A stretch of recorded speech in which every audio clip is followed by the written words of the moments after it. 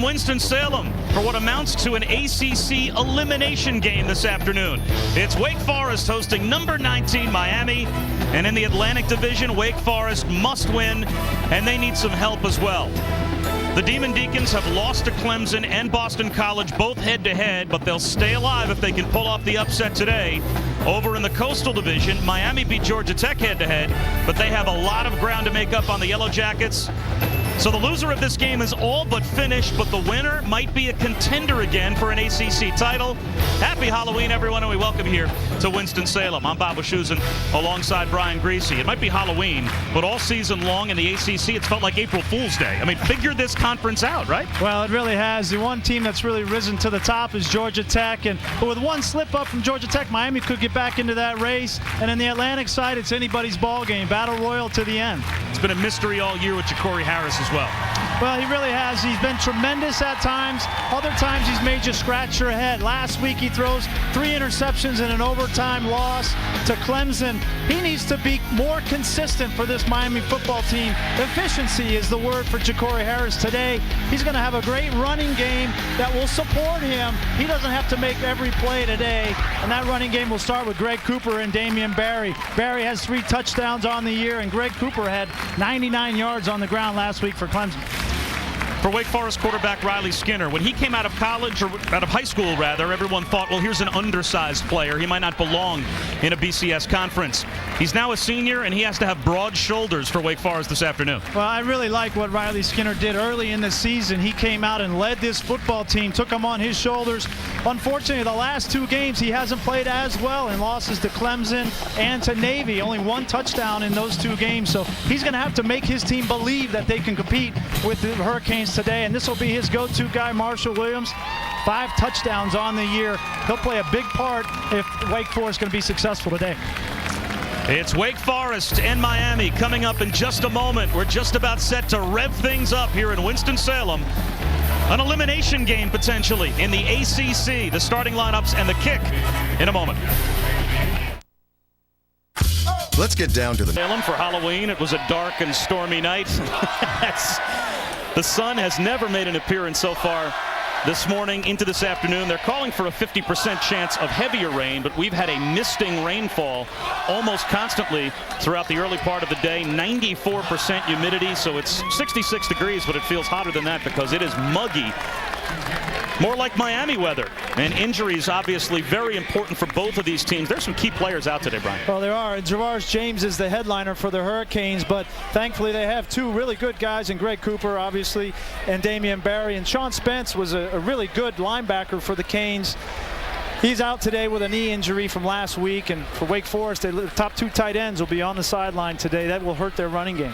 How much pressure is there going to be on Randy Shannon's backs as well without Javaris James in the lineup? Of course, Jim Grove, at least he has a healthy stable of running backs. Yeah, he does, and he likes to run the football. Old Air Force guy at Ohio University.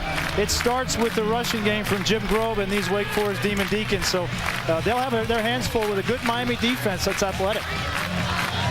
Miami won the toss, and they elected to receive.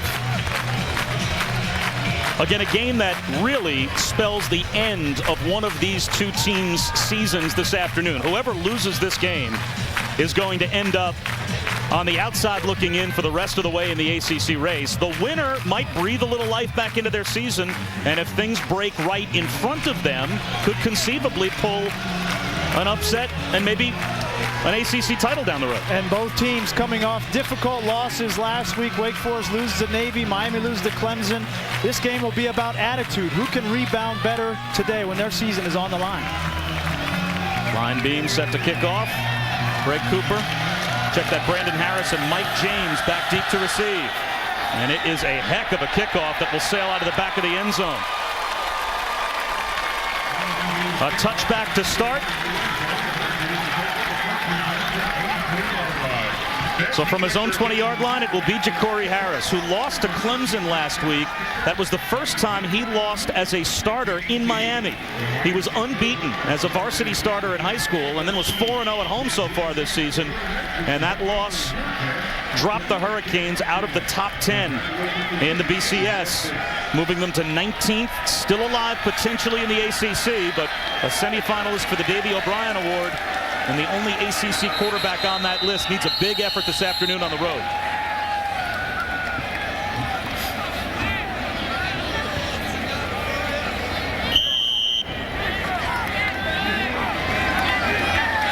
Ja'Cory Harris has to be more consistent today. 3 interceptions last week. An end around to start things to Travis Benjamin. And he's close to a first down. Let's take a look at the impact players for the Kings. Well, running back Greg Cooper, as we talked, he'll get plenty of touches today. Almost 100 yards last week against Clemson. The big physical back, he'll test their defense today. Wide receiver Leonard Hankerson's a tall, sure-handed target for Ja'Cory Harris. There'll be a mismatch in the secondary today. And junior defensive end Alan Bailey had a monster game a week ago. Fumble return for a touchdown, 2 sacks, 3 tackles for loss. He'll try to be disruptive again today. Bailey normally plays defensive tackle. They move him outside the defensive end for today. 1st and 10 for the Canes. Right back to the air goes Ja'Cory Harris. Down the sideline, a jump ball knocked away. Intended for LaRon Byrd, but Kyle Quarles came over to break it up. You'll see at the top of your screen the offensive starters for the Canes, followed by the defensive starters for Wake Forest. And I anticipate the Hurricanes coming out trying to establish a running game like they did a week ago. Everything stems from them having a success rushing the football, and then play action as you get later in the game be more effective. But I expect them to test this young Wake Forest defense up front. Their offensive line is big and nasty and physical. Only 1 wide receiver out of a 2 tight end look, and they run power to that side to Cooper. Not much there. It'll be 3rd down and 9.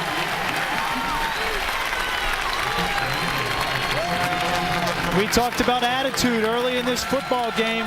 A test for the Wake Forest defense coming out first. I like their enthusiasm. You see Majette right there, a leader. He's a young, not many starts. This is only his 4th start, but he's a 5th-year senior. He has an opportunity to get this team going, get this game headed in the right direction by a stop here, 3rd and 9.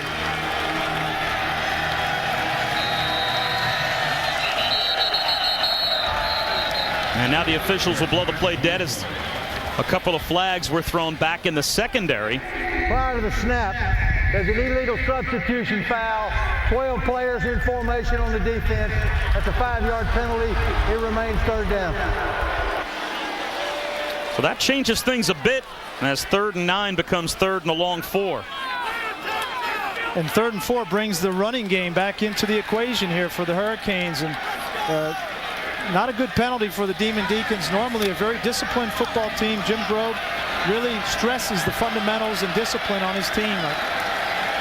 4 wide receivers for the Canes. Wake responds with a nickel look, 5 defensive backs.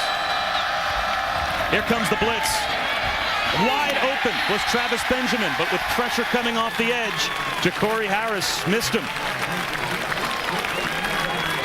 Wake Forest brings an all-out blitz there early in this football game. I like this strategy. They've got nothing to lose. They come with all 3 linebackers, and Ja'Cory Harris has to get rid of the football. Just was not accurate. Did not put the ball on Benjamin. If he had, he may have had a first down and maybe a lot more.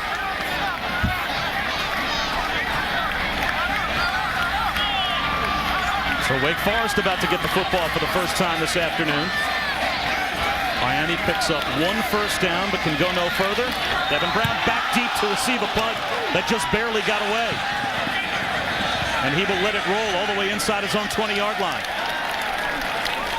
Brandon G just about blocked the punt. It ends up as a 48-yard punt, though, for Bosher.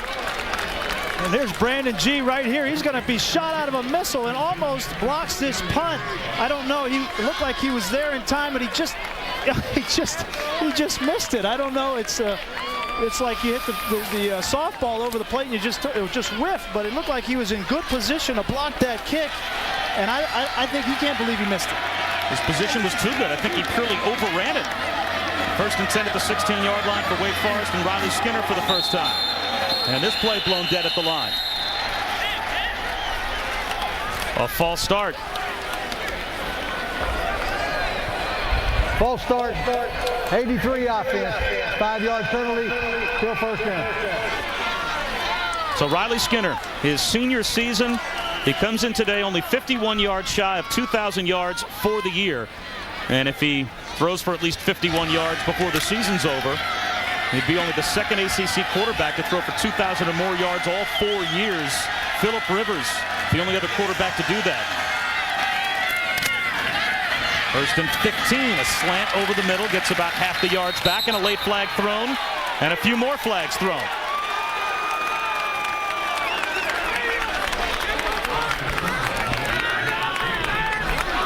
Marshall Williams made the catch,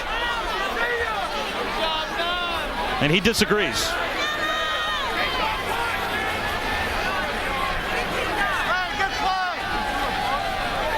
He ran a little under route, and he may have pushed off, getting separation from his defenders of Miami. And that's ineligible downfield.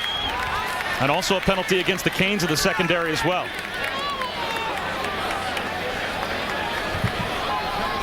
I'm not sure how you get an ineligible man downfield on a quick 3-step pass like that. Normally you see that on screen or something of that nature, but not on. We have multiple fouls on the play. We have an ineligible receiver illegally downfield, number 83 on the offense. That results in a 5-yard penalty. And we have a dead ball, personal foul, number 9 of the defense. That's a 15-yard penalty and an automatic first down. Well, the personal foul takes precedence, so it's a 15-yard penalty and a first down for Wake Forest. I'm still trying to figure out how you can have an ineligible man downfield on a quick slant that also is a player that's a tight end. Yeah, that was Cameron Ford, number 83, the tight end, so I'm not sure how that happened. You see him at the top of your screen. He's an eligible receiver. I think that the referee just blew it. I mean, unless the officials somehow thought Wake Forest was in an unbalanced line look, and that would have made him ineligible, but that made no sense. Skinner, play action, wants the home run over the middle. In stride has a man, Marshall Williams, into Miami territory.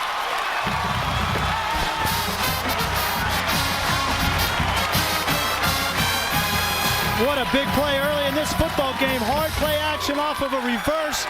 And Marshall Williams just uses his speed to get down the field. And a great throw by Riley Skinner right on the money. This is the man he's going to go to most of the day today. Marshall Williams, he's their best wide receiver.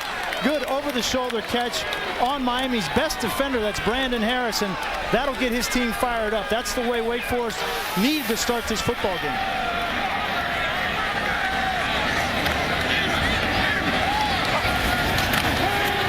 Skinner again to the air, to the sideline. He's got Cameron Ford.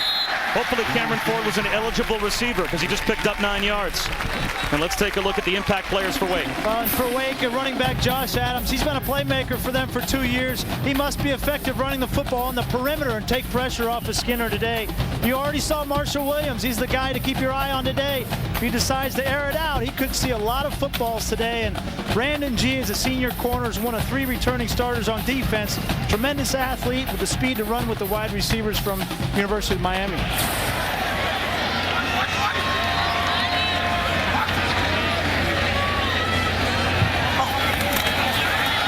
Here comes the blitz, and Skinner beats it with a quick strike to Chris Gibbons. And already Riley Skinner's over 2,000 yards for the year. Only the 4th quarterback again in ACC history to throw for over 2,000 yards all 4 of his years in college. And I think he does a great job beating the blitz here, but we're going to see a lot of this quick passing game today. We talked with offensive coordinator Steve Lebowski, and he said we're going to play a lot of perimeter game, rushing the football on the perimeter. They don't feel good about rushing the football inside the tackles against Miami's defense, and then a lot of 3-step quick passing game to get Riley Skinner in rhythm.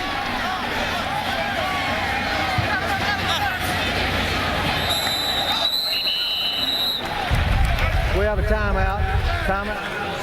So Wake Forest calls their first timeout with 11:22 to go in a scoreless first quarter.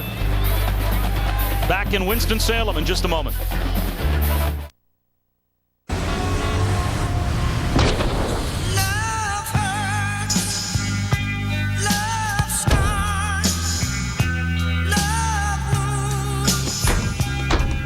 Before you ever love it, The Nissan Altima goes through over 5,000 tests.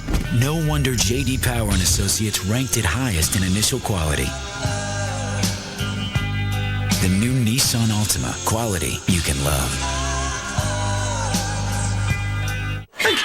Check this out. Benny still pays for a big, expensive broker. Well, he's a friend of my father's, though. Your father's. Take control with one of the most powerful investing machines there is at E-Trade. There was a town held captive by an evil gas pump. It fed on people's hard-earned money. But along came the Michelin Man, who reminded them the right tire changes everything. And with fuel-efficient tires in place, that evil gas pump wasn't so evil anymore. Michelin Energy Saver AS tires can help save up to 109 gallons of fuel.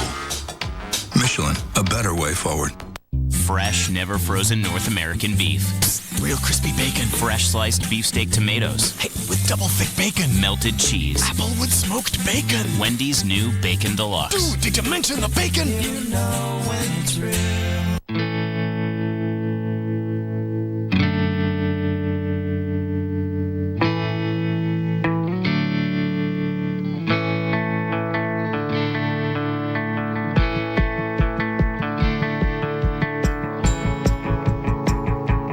When you need it fast, get it fast. Sarah, you're home! On the nation's fastest 3G network, AT&T.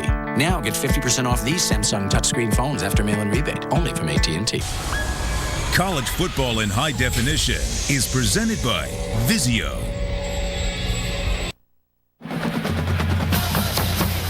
Let's go back and take a look at that big play from the last series for Riley Skinner. You're going to see it's a hard play action and a reverse, and you're going to see that the safety's going to come up and bite on the reverse fake. Randy Phillips right there bites on the fake and leaves one-on-one coverage outside with Marshall. And a great throw by Riley Skinner. Marshall Williams makes the catch. Big play for the Demon Deacons early in this football game. And the record setter for Riley Skinner. That put him over 2,000 yards this season. After the timeout, knocking on the door of the red zone, Wake Forest. Skinner pulls it under, and he'll tuck it under and run himself. And turns turtle at the 13-yard line for about a 7-yard gain. Riley Skinner ending up at Wake Forest is a story in and of itself. No BCS schools were recruiting him out of high school really at all. Wake Forest was actually recruiting John Russell, who's their star defensive tackle. They saw Skinner in practice as Russell and Skinner went to the same high school in Jacksonville. They liked him, they offered him. And so I was asking him yesterday, what would have happened if you hadn't come to Wake Forest? He said, I might have gone to Samford to play quarterback. That was really the only other school that was going to give him money. A little screen over the middle. Josh Adams, first down to the 5-yard line. Randy Phillips saved the touchdown. And good design early in this football game by Wake Forest, running the ball on the perimeter, some nakeds, and then you'll see here it's a middle screen to Adams. Right here is being, and both offensive linemen wait, so they're not downfield. He gets the ball, then they release, and Adams just makes a good play here. If he breaks one tackle, he may have been in right there, but a good play call, especially down in the red zone where it's difficult to throw the ball into the end zone.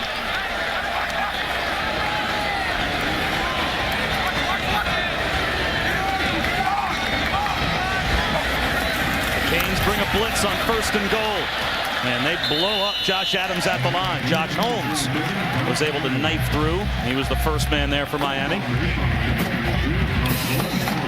Josh Adams looked like a star in the making when he was a freshman. As a redshirt freshman a couple of years ago, he was the ACC Offensive Rookie of the Year, ran for 953 yards as a freshman, but then only 402 yards in an injury-plagued sophomore year. This year, still under 400 yards for the season.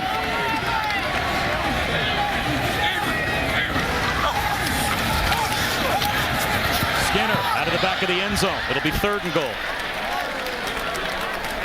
And Miami has been tremendous in the red zone defensively. They're #1 in the ACC against offenses, touchdown percentage in the red zone, and so they have been stingy down here. And The other thing is Wake Forest has not rushed the football as well as they have in the past. And in the red zone, you have to be able to rush the football. So we'll see right here on 3rd and 6 if they can get in the end zone. Chance for the Canes defense to stiffen as well. Here comes the blitz again. Skinner lobs it. Jump ball. Incomplete. Intended for Marshall Williams. And it will be a field goal for Wake Forest. There's a little contact down around the goal line here. You'll see Williams.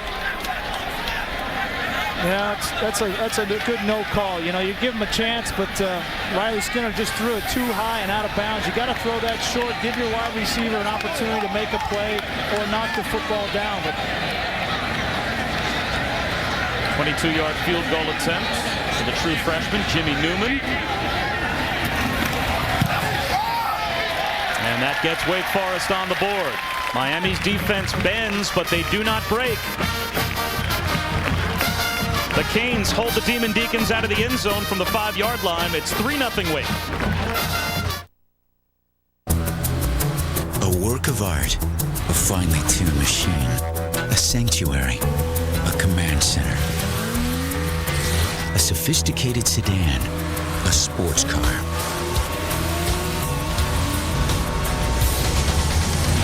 Nissan Maxima, the ultimate dual threat. Now get a 2009 Nissan Maxima for 0% APR financing for 60 months. Nissan, proud partner of the Heisman Trophy. Hi, what can I get for $1? That's yours. How far can I get with this? You can get out. Hi, what can I get for this? How about 2 sizzling 100% pure beef patties with all the amenities in a meaty, melty McDouble?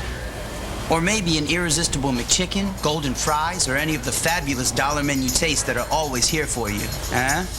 Wow. The dollar menu, every day, only at McDonald's. Today's AT&T All-America Flashback, Graham Harrell.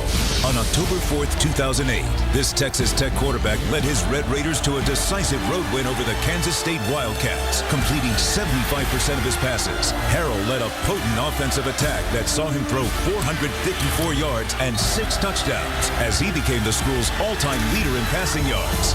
Text VOTE to 345345 on your AT&T wireless phone to play All-America Trivia for a chance to win a trip to the national championship game. ESPN's College Football on ABC, presented by Kay Jewelers, the #1 jewelry store in America. Nissan Maxima, proud partner of the Heisman Trophy. And ING, your number. Find it at ingyournumber.com. A 9-play, 78-yard scoring drive as Riley Skinner hit Marshall Williams with a big play down the middle to start the drive, but Wake stalls at the Miami 5-yard line, and they settle for a short field goal and a 3-0 lead.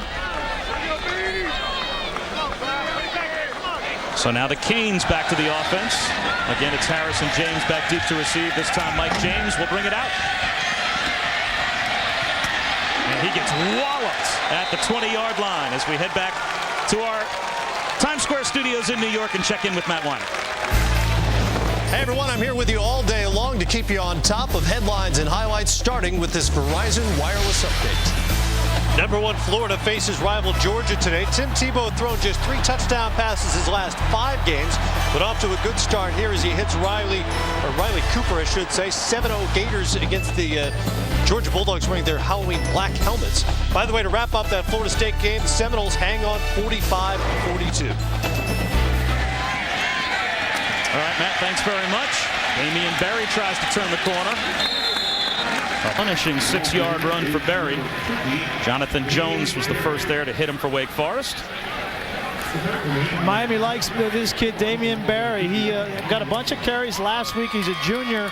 He's averaging 7.7 yards a carry, which is phenomenal with 3 touchdowns, as you see. But he is a one-cut guy downhill. He's got good size and good speed.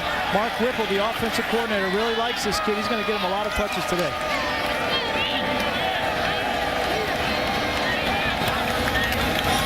Berry again.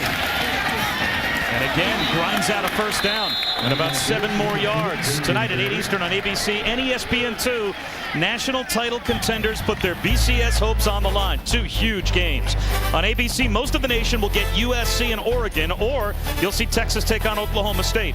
Now, both games can be seen nationally. If you don't have the game in your area on ABC that you want, it will be on ESPN2. Saturday Night Football presented by Southwest Airlines on ABC, or College Football Primetime on ESPN2 tonight at 8 Eastern, 5 Pacific. So everyone in America guaranteed to see both of those games tonight. We're doing some channel flipping. Ja'Cory Harris on a rollout to the sideline, wide open. And it's a first down to Aldarius Johnson. Aldarius Johnson is a high school teammate of Ja'Cory Harris at Northwestern High in Miami, and actually the Hurricanes have 7 players on their team from that high school. But Ja'Cory Harris has a real good feel for what Johnson likes to do, and when he's in a bind, he'll look for him to make some plays. Last year, he had made quite a few plays for the Hurricanes as a freshman. He led the Canes last year with 31 catches. That was only his 10th catch of the season a moment ago. 1st and 10, though, for Miami. Back to the ground and Berry. Boo Robinson, who might have the best name ever for a game played on Halloween, made the stop.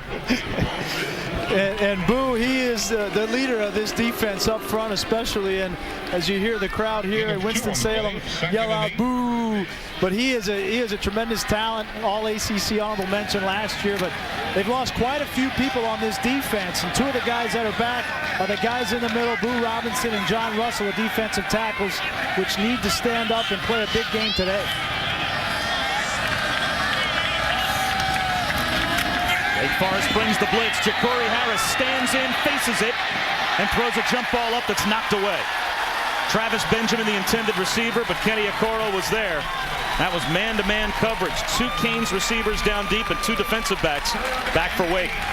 And this is a great, Travis Benjamin, one of the fastest players on this Miami team, and Kenny Okoro, a young player, he's only a redshirt freshman, making a tremendous effort right there. Looked like he may have bumped Benjamin early, but to go up and bat that football away, a tremendous play. He already has 2 interceptions on the year for this Wake Forest defense. They are really young in the secondary with Okoro and Quarles and Bush, and they're going to be tested downfield by this Hurricane team. Here comes the crowd on 3rd and 8. Here comes the blitz again. And Ja'Cory Harris throws it. His intended receiver, LaRon Byrd, fell down. So again, the Canes move the football and gain some field position back, but they stall, and Miami will punt. And Okoro again has good position on Byrd, forcing that errant throw, and a big stop for this Wake Forest defense. We talking with Brad Lambert, the defensive corner. He really likes Okoro. He says he's got that attitude. He's a little bit of a risk taker. He'll take some risk and make some plays. Bosher's first punt went inside the 20-yard line. He's now 14 for 26 this year and putting balls inside the 20-yard line. Also the Canes place kicker. Brown deep to receive again. And this one will bounce in no man's land and go sideways inside the 25 out of bounds. Only a 28-yard punt on Bosher's 2nd attempt. Defense has been the story so far. Okoro with the knockaway, and Wake has the football back.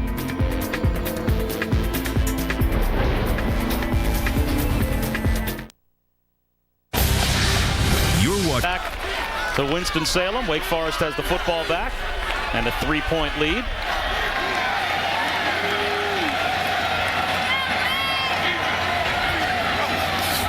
Skinner back to work under some pressure. Good arm strength to slip it to the sideline.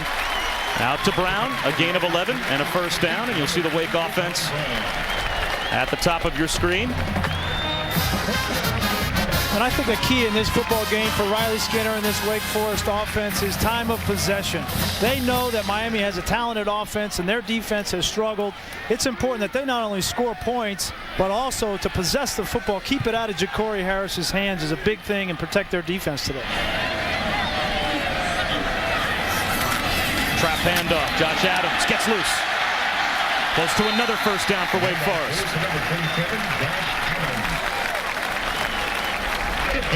Good signs early for this offense.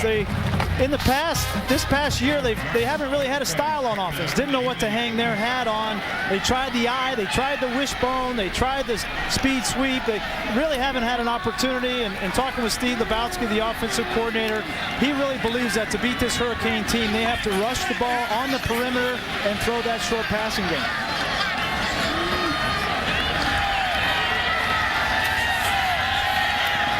Nice little play-action fake that's freed up Mike Renfret, the fullback. And he has a first down into Miami territory, out of bounds inside the 45-yard line, 11 more yards. And Renfret is a fullback by trade. He's 260 pounds, but right there you see him get small, play action away, a little bootleg. They're going to use him in some misdirections today. You'll see him line up at fullback and at tight end, and has tremendous hands out of the backfield, and has really been a good target for Riley Skinner this year.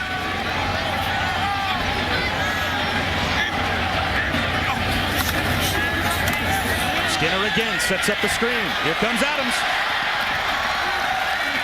That's 8 more yards before he's gang tackled at the 36-yard line of the Canes. And you'll see Miami's defense at the top of your screen. And Brian, I know talking to you after you watched film of Wake Forest, they are so multiple with their offense. You'll see some eye back, you'll see at times some wishbone principles, but it seems like it's pretty much spread the field here exclusively in the first half. Yeah, it really looks like a spread offense now. And you know that old saying, if you're not doing one thing well, try something else. And so that's what they're going to do here today, and I think it's working well early in the game.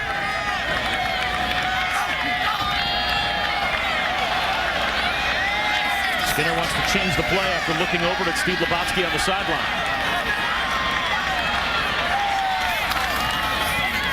A little pop pass to the near side. There goes Renfret again. But this is a versatile, kind of mystery-filled passing attack for Wake Forest. This is a tough offense to read. Well, it is, and they really are finding their stride here today in the shotgun with Riley Skinner and rushing the football with Adams out of the gun on the perimeter. That's what Steve Lebowski wants to do, and then he mixes in a couple of play actions off of it, some nakeds. And right there, they brought the corner blitz. Randy Shannon brought it off the edge, and just the right play call for Wake Forest against that defense.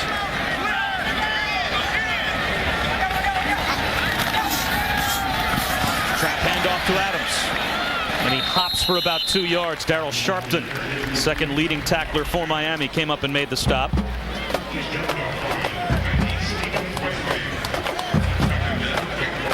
This Miami defense last week got chewed up by Clemson on the ground. They ran the ball well with C.J. Spiller, and they've had some injuries in the secondary, also at linebacker. There's Colin McCarthy. He's been injured, was injured most of last year. He's been dinged up this year. Sean Spence, their potential rookie of the year in the ACC, is out as well. Skinner, all kinds of time and buying himself some more, and now there's an alley to run for the first down. All the way down to the 10-yard line with a flag down in the secondary. Number 11, they will mark him out at the 5-yard line if the play stands. A 20-yard scramble for Riley Skinner. Great job by Riley Skinner using his legs.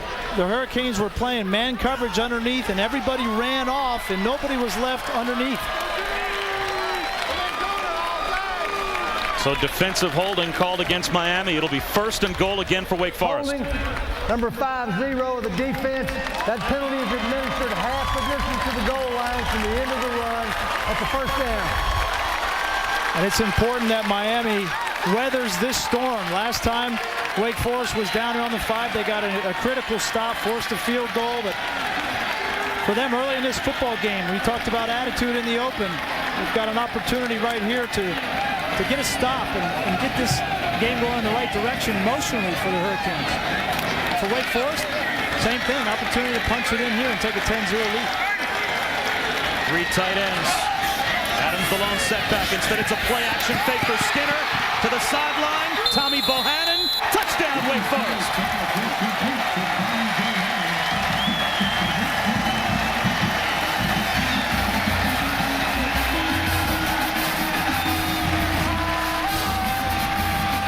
A great catch by Tommy Bohannon. He's a true freshman. You're going to see him right here. He comes in motion.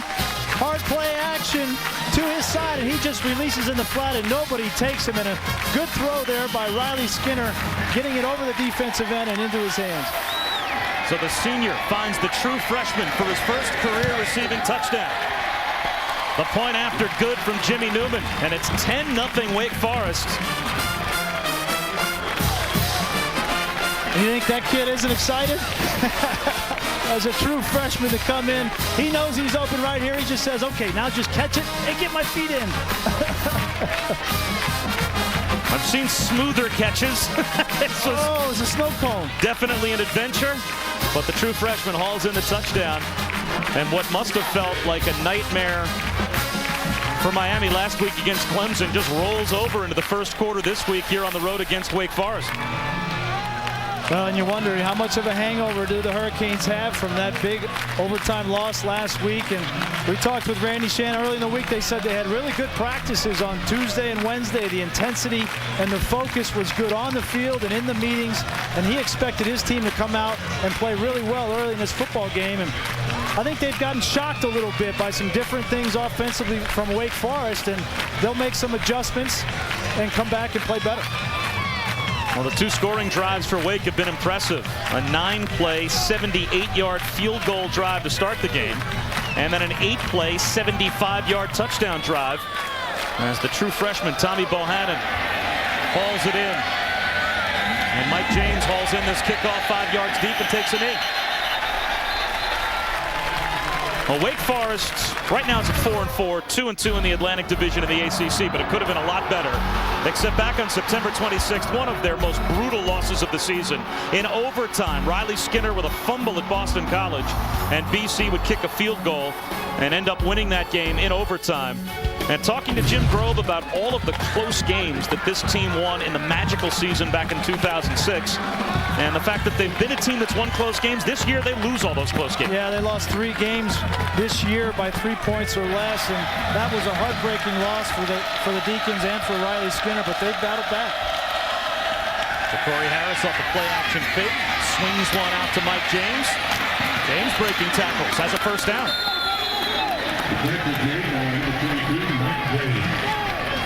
And for Riley Skinner, you know, this is his 5th year. I mean, this is it for him. He's done well early in this football game. Got into a rhythm, 9 of 11 with a touchdown, and that's big because this offense has not scored a touchdown in the last. It's only scored 1 touchdown in the last 2 games. Corey Harris up the seam, has a first down and more. Leonard Hankerson inside the 40 of Wake Forest, all the way down the Demon Deacon 37. Made by number 5. And there's Leonard Hankerson. We talked about him as an impact player, a big, tall, lanky kid, got great hands, and he's made a lot of plays for this Miami team this year. Last week against Clemson made some big plays, but you see Ja'Cory Harris trusts him. He'll put the ball up over the middle, and Hankerson has no fear, goes up and gets it, makes a big play.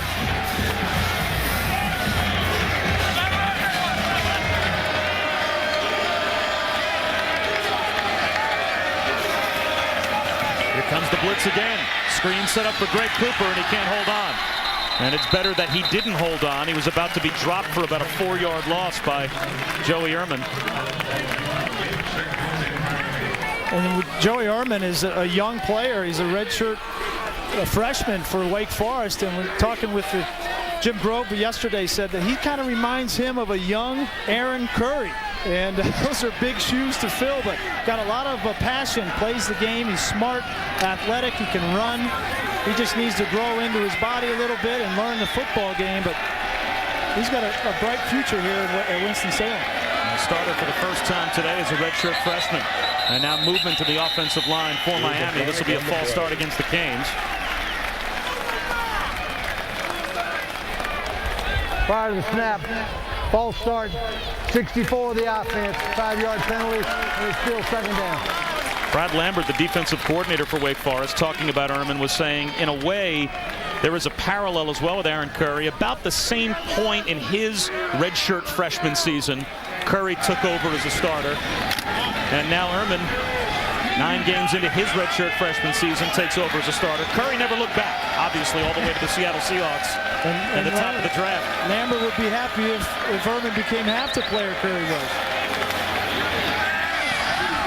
Harris swings one wide. Jimmy Graham The UM basketball star makes the catch. Only a gain of a couple of yards. Dominique Majet made the stop.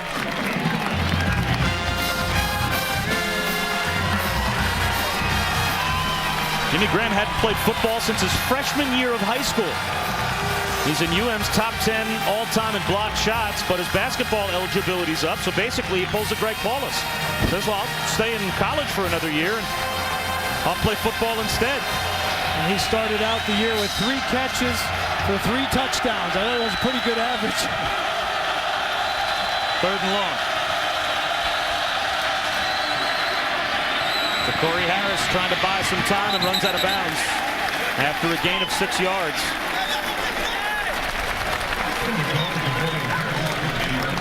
That's an interesting play call by Mark Whipple. You know, it's 3rd and 12, and you go with a hard play action. Normally it's a straight drop back, but didn't have much down the field. And for Ja'Cory Harris in this football game, we talked about it. He needs to be efficient. He doesn't need to take those undue risks down the field if nothing's open. A punt is not a bad play because you've got a good defense and special teams, and you can win this game without taking those risks. You're in that gray area at the 35-yard line, but it's 4th down and 9. So Randy Shannon playing the percentages, and Bosher will try and kill it deep. And he kicks it way too hard. This isn't even close. Sails out of the back of the end zone. So Miami gains maybe 12 yards or so of field position as we check in now with Alan Bestwick. A preview of the AMP Energy 500 from Talladega. It's big, it's scary, and it may be one of the few things standing between Jimmy Johnson and history. It's the big one at Talladega. After 500 white-knuckle miles around this track, a finish is as good as a win. It gives every driver near the top of the chase a reason to believe. The AMP Energy 500 at Talladega. Coverage begins Sunday at noon Eastern on ABC. Down the stretch for the chase. Jimmy Johnson, of course, the leader. And boy, there is the old man of the group, Mark Martin, lurking in second, 118 points behind. He's one of the best stories in sports this year. Riley Skinner swings one to Devin Brown. Brown picks up 5 yards. Colin McCarthy on the stop.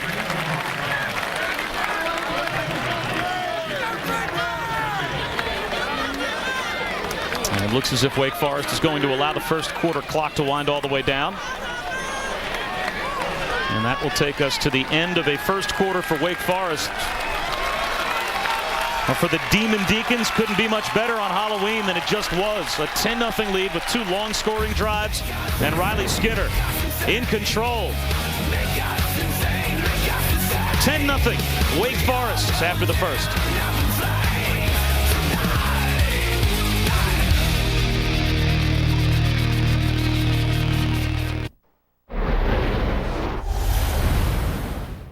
Their own right. Jim Grove, no one ever thought he would do what he has done at Wake Forest, turn them into a contender. He told us that when he first arrived, the boosters basically told him, look, we just don't want to get killed anymore. Make us competitive. And in 2006, they win the ACC. And, of course, Randy Shannon comes back to his alma mater. A very tough life as a youngster growing up in Miami. His father passed away when he was 3 years old. At 10, he had 2 older brothers as drug addicts pass away.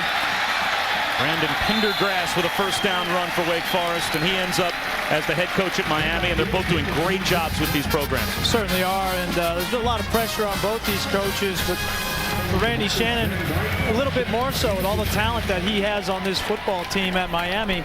There's a lot of high expectations, a lot of history with the program that he's been a part of, and understands that at the University of Miami, you're expected to compete for national championships every year.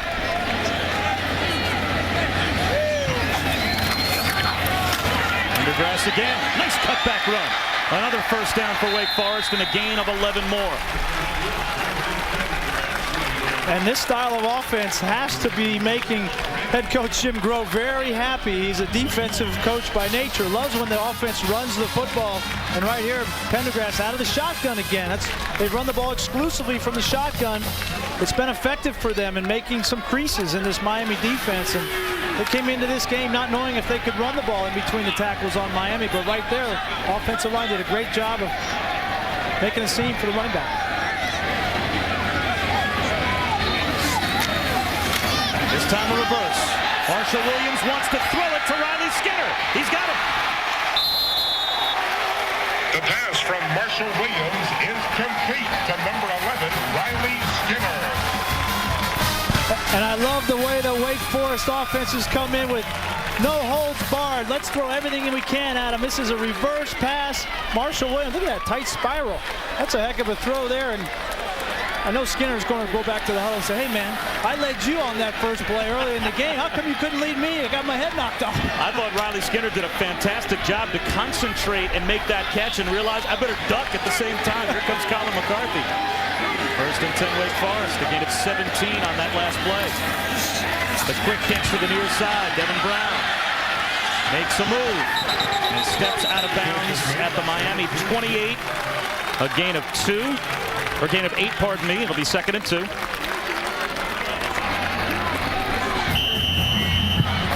Devin Brown is a good story. He's playing wide receiver for the Demon Deacons, but he was a running back in high school. He has 28 catches on the season for the Demon Deacons and 29 rushes. So he'll run some of the sweeps out of the backfield to put him in motion, get him involved in this offense in a lot of different ways on the perimeter.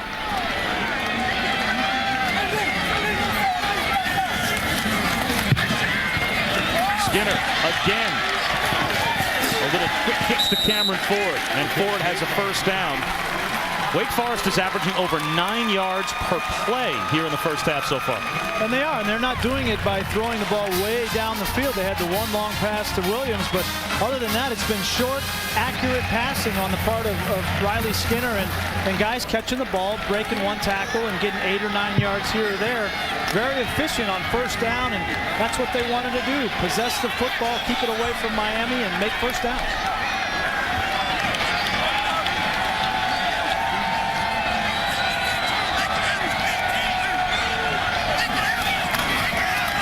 Again, Skinner beats the blitz. Another first down for Wake Forest, down to about the 12-yard line to Brown. Miami comes back and decides to play man coverage on the outside, and Brandon Harris, their best defensive back, number 1 there, just gets beat. If you're going to play man coverage, you cannot allow that receiver to take an inside break like that because there's no help. Brandon Harris needed to get physical at the line of scrimmage, and if they're going to match up well with these wide receivers, they're going to have to be physical at the line of scrimmage and challenge them. Wake Forest has 214 yards of total offense. We've only played 18 minutes. And the time of possession way in Wake Forest favor right now. Here comes the blitz again. Again, Skinner beats it. Out of bounds at the 5-yard line goes Brown. A gain of 8 more yards. It'll be 2nd down and 2 at the 5. Well, this is the 3rd time that Wake Forest has been on the 5-yard line going in. The first time they tried to run the football in, were not successful. Miami stopped them. The second time, they threw the football on first down in the flat and got the touchdown. Now it's 2nd and 3, a good situation for this offense. They can rush the football or throw it. They've got both in their back pocket.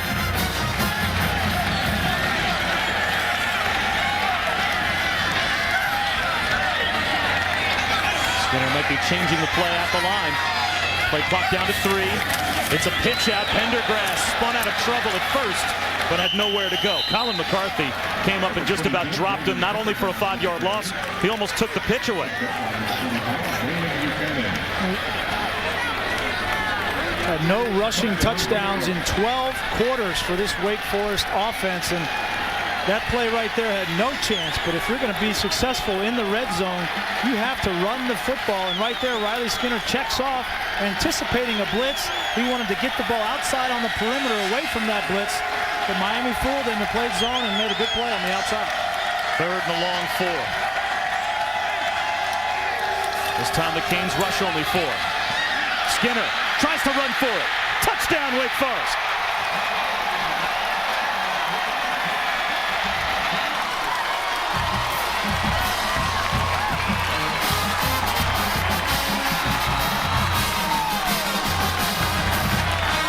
Well, it wasn't a running back, but it was still a rushing touchdown. And right here, great protection. Step up in the pocket, keep your eyes downfield, and it just parts like the Red Sea for Riley Skinner. And that'll count on the stat sheet as a rushing touchdown for this Wake Forest offense. Who would have seen this coming? Number 19, Miami, trailing at Wake Forest 17-0 early in the second quarter. And this has to feel good for Riley Skinner. Up 17-0, and Randy Shannon's not happy.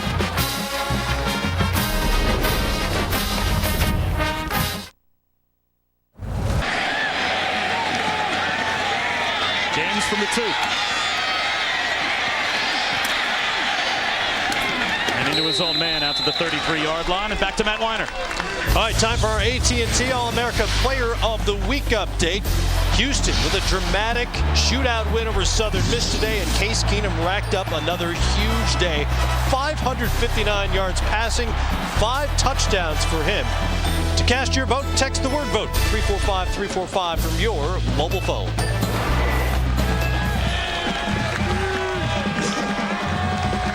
All right, Matt, thanks very much.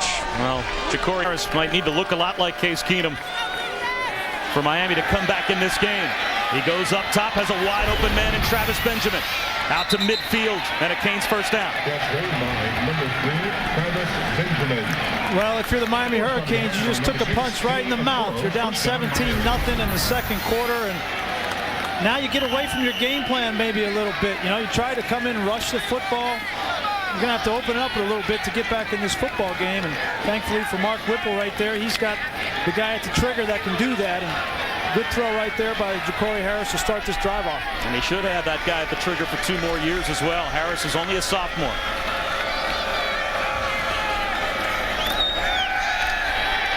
Harris buying himself some time under pressure, throws it to no man's land and throws it away.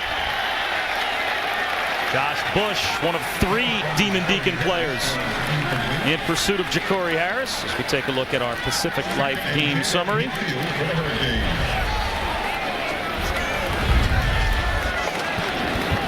And the 2 quarterbacks, especially Riley Skinner, impactful so far. Riley Skinner is known for his accuracy and efficiency. You see right there a tremendous first 2 quarters for him. And for Ja'Cory Harris, hasn't had a whole lot of opportunities. Haven't had the football because the Demon Deacons have possessed it and kept it away from him. But right here, this is a big drive for this Miami offense to get some points on the board. Little hitch to the far side. Ron Collier. An 8-yard gain. Boo Robinson was there to make the stop.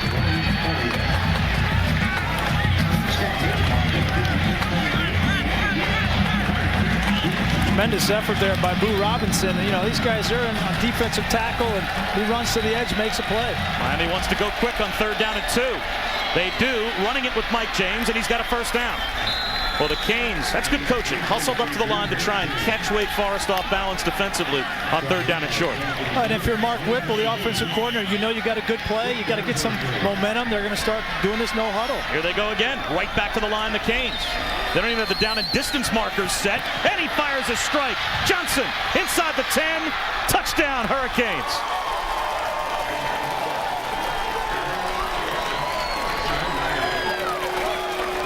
Back-to-back quick hitters for the Canes, and Aldarius Johnson with his first touchdown catch of the year.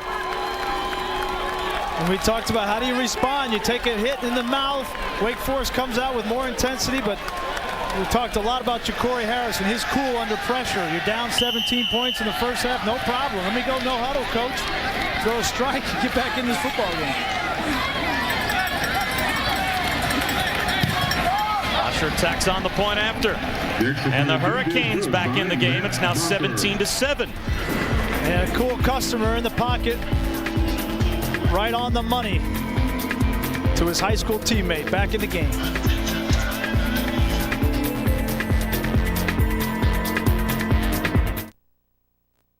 You bust your hump down the chimney. It's a national. That is not a great country club right in the area. That's on campus. That's the golf training center here at Wake Forest. Boy, when I was in college, you were a golfer. If I would have had a training facility like that on campus, I still would have stunk. But it would have been fun to be able to go there after class and hit balls. 9:08 to go in the first half, and Miami with a quick strike, literally. And they bounce back with a 5-play touchdown drive of their own to cut into the Wake Forest lead. Lavelle Jackson will bring it out for Wake. There goes Jackson down the sideline. Out to the 37-yard line. Let's go not only back to the touchdown, but the play before. Yeah, and really a good change of pace here. The Hurricanes on 3rd and 2. Get up to the line quick, convert the first down, and then decide to get back on the football. Mark Whipple has the play call ready from the sidelines. Doesn't allow the Wake Forest team to get back and call a play in a huddle. It gets set on the line of scrimmage. You can see this Demon Deacons are out of position. Snap the ball and throw a dart to Darius Johnson and let him break one tackle and make a touchdown. A good change of pace by Mark Whipple and the Hurricanes. Great coaching. Riley Skinner back to work. Well protected up the sideline. Great catch made by Renfret. To the 42-yard line of the Canes. Really impressed with Renfret as a tight end. And you'll see here Riley Skinner, known for his accuracy, one of the most accurate quarterbacks in the history of the ACC, right on the money to Renfret, who makes a good catch. And impressed with him. He's a versatile player, and at the next level in the NFL, he will be a coveted item if he can block and catch out of the backfield. Playing a lot of tight end today.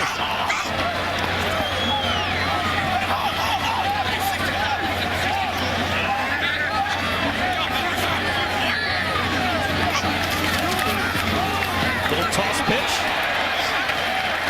And Pendergrass picks up 6 yards. Joe Joseph at the bottom of the pile for the Canes.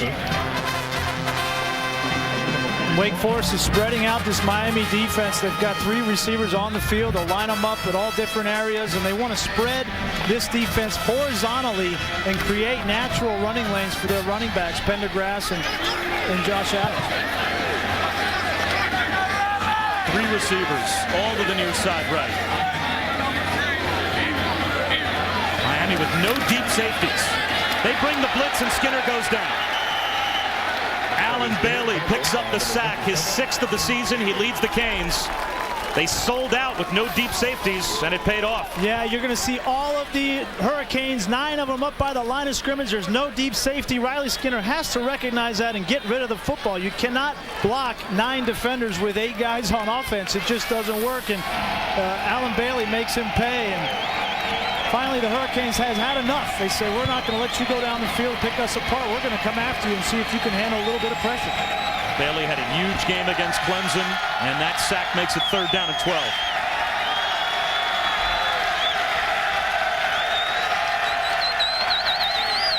Quarterback draw. Skinner up the middle. Way short of the first down. Marcus Robinson and Bailey there for Miami. And again, this is no man's land now for Wake Forest. You're inside the Miami 40-yard line. It's 4th down and a long 6, close to 7.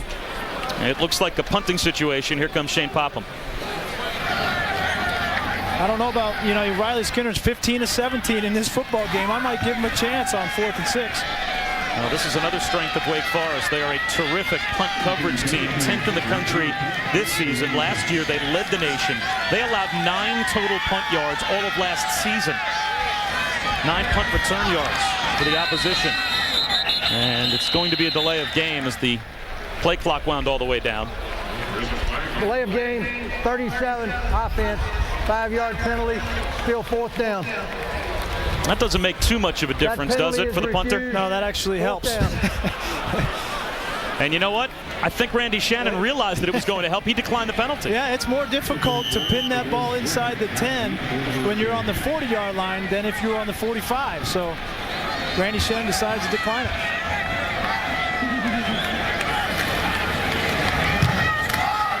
A wobbly kick that will bounce at the 10-yard line. Take a hop over G into the end zone. Brandon G was that close to downing it inside the 3-yard line, and he couldn't handle the hop. Looked like A-Rod the other night at third base. A touchback for the Canes. They trail by 10. You're watching college football. That's touchdown, and they have the football back, and now it's time for the Duck. Our Aflac trivia question. Indianapolis Colts head coach Jim Caldwell is 6-0. What was his longest win streak in 8 seasons at Wake Forest as the head coach here? That's a good question. Can't be very much. Ray Cooper back into tailback for the Canes. Play action for Corey Harris. Under pressure and sacked. Joey Ehrman brought him down.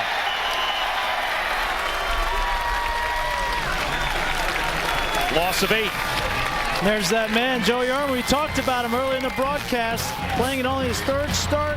He's going to go right around Cooper. That's a mismatch. You got to believe that Miami wanted to block him some other way, but you can't fake the ball to the halfback and expect him to block a linebacker off the edge right there. But a good job of Ehrman getting around. Caused a fumble, but Harris recovered.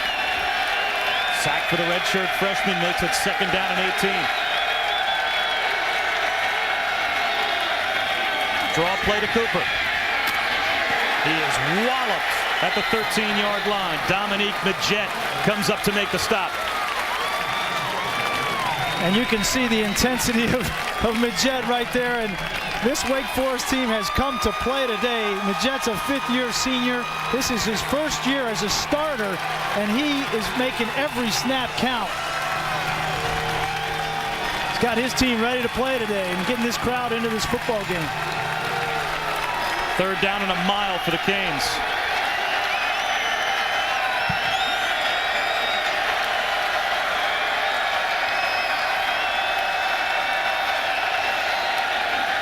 Only a 3-man rush, and still Harris buying some time. Over the middle. Right at the 1st down marker is Leonard Hankerson. It just depends on the spot.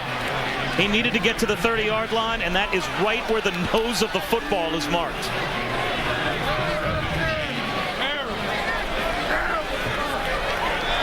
And it's a 1st down without a measurement, according to the officials. Wow, I'm surprised they wouldn't at least bring the chains out.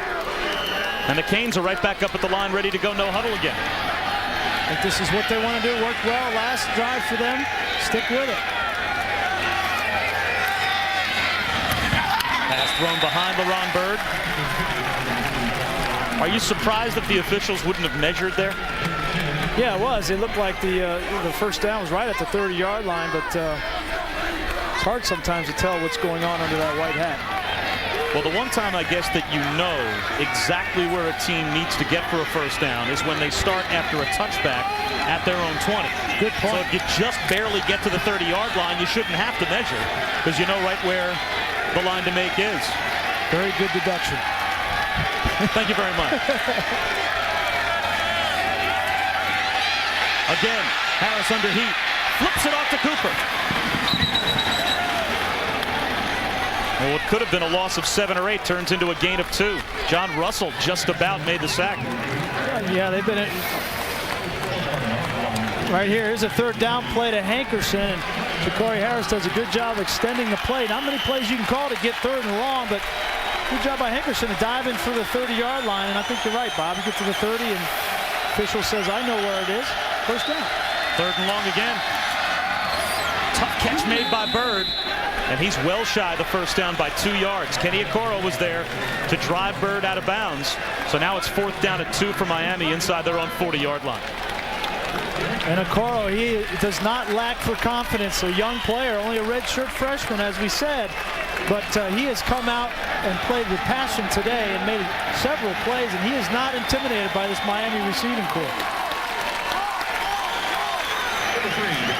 The 4th time that Wake Forest has forced the Canes to punt here in the 1st half. Plenty of time on the clock with 2 timeouts for Riley Skinner.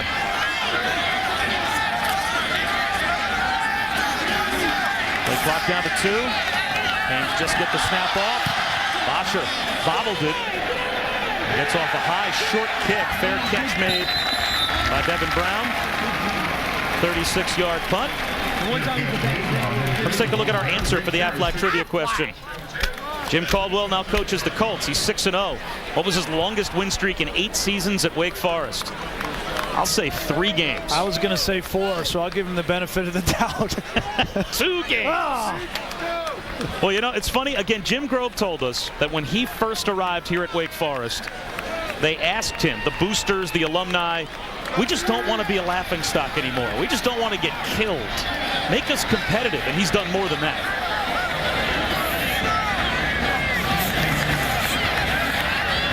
Skinner over the middle. There goes Josh Adams. Breaks a tackle. Still on his feet.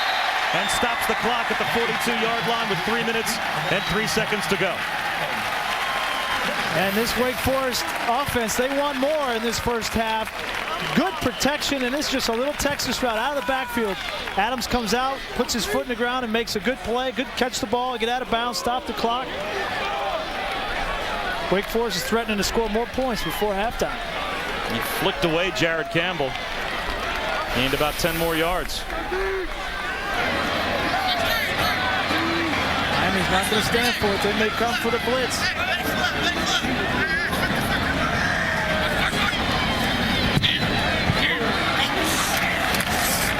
Quick hitter to the near side to Williams. Breaks a tackle.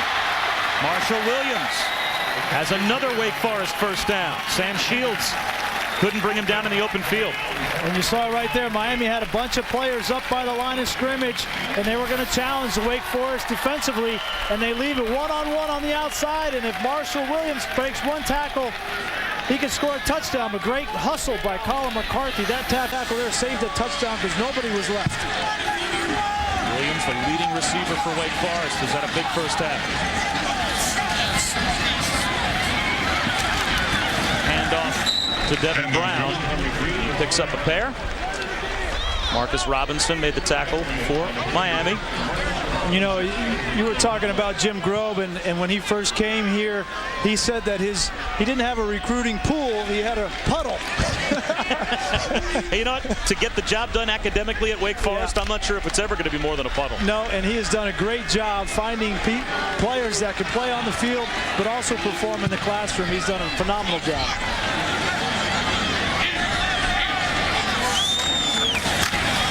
Up the middle goes Adams. Spins away from a tackler, uses the stiff arm. He's wrestled out of bounds at the 30-yard line for another first down for Wake Forest. Sam Shields was there to make the stop. Now the crowd wanted a flag thrown, but Shields, while he's being stiff-armed, you have to be allowed to make the tackle. And really impressed with this offensive line for Wake Forest. They get a hat on a hat there. At number 6, Phillips misses the tackle. A good move by Adams, and then he shows his physical nature by stiff-arming Sam Shields right there. But nice job by this offensive line up front. It was a pretty violent tackle, but a fair tackle by Sam Shields.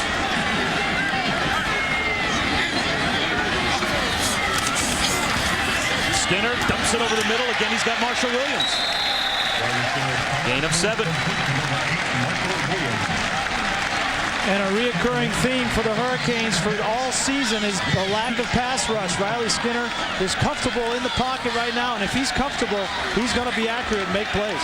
Now the Canes might be caught here defensively. They've only got 10 players on the field. Miami with 10 players on the field, and Skinner can't take advantage of it.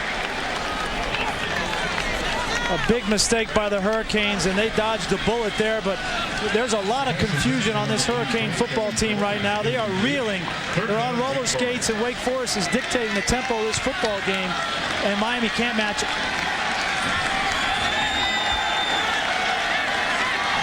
Well, now Miami has 11 on the field for third down. Big play. Canes bring the blitz. Skinner down the sideline, close to the 20-yard line. The catch is made, but out of bounds.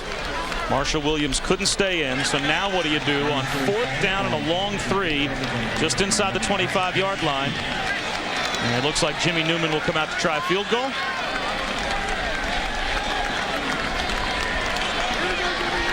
You just get the feeling that Wake Forest is very confident right now offensively. They feel any play that Steve Lebowski calls is going to work. And on the flip side, Randy Shannon has no answers right now. They have to regroup at halftime.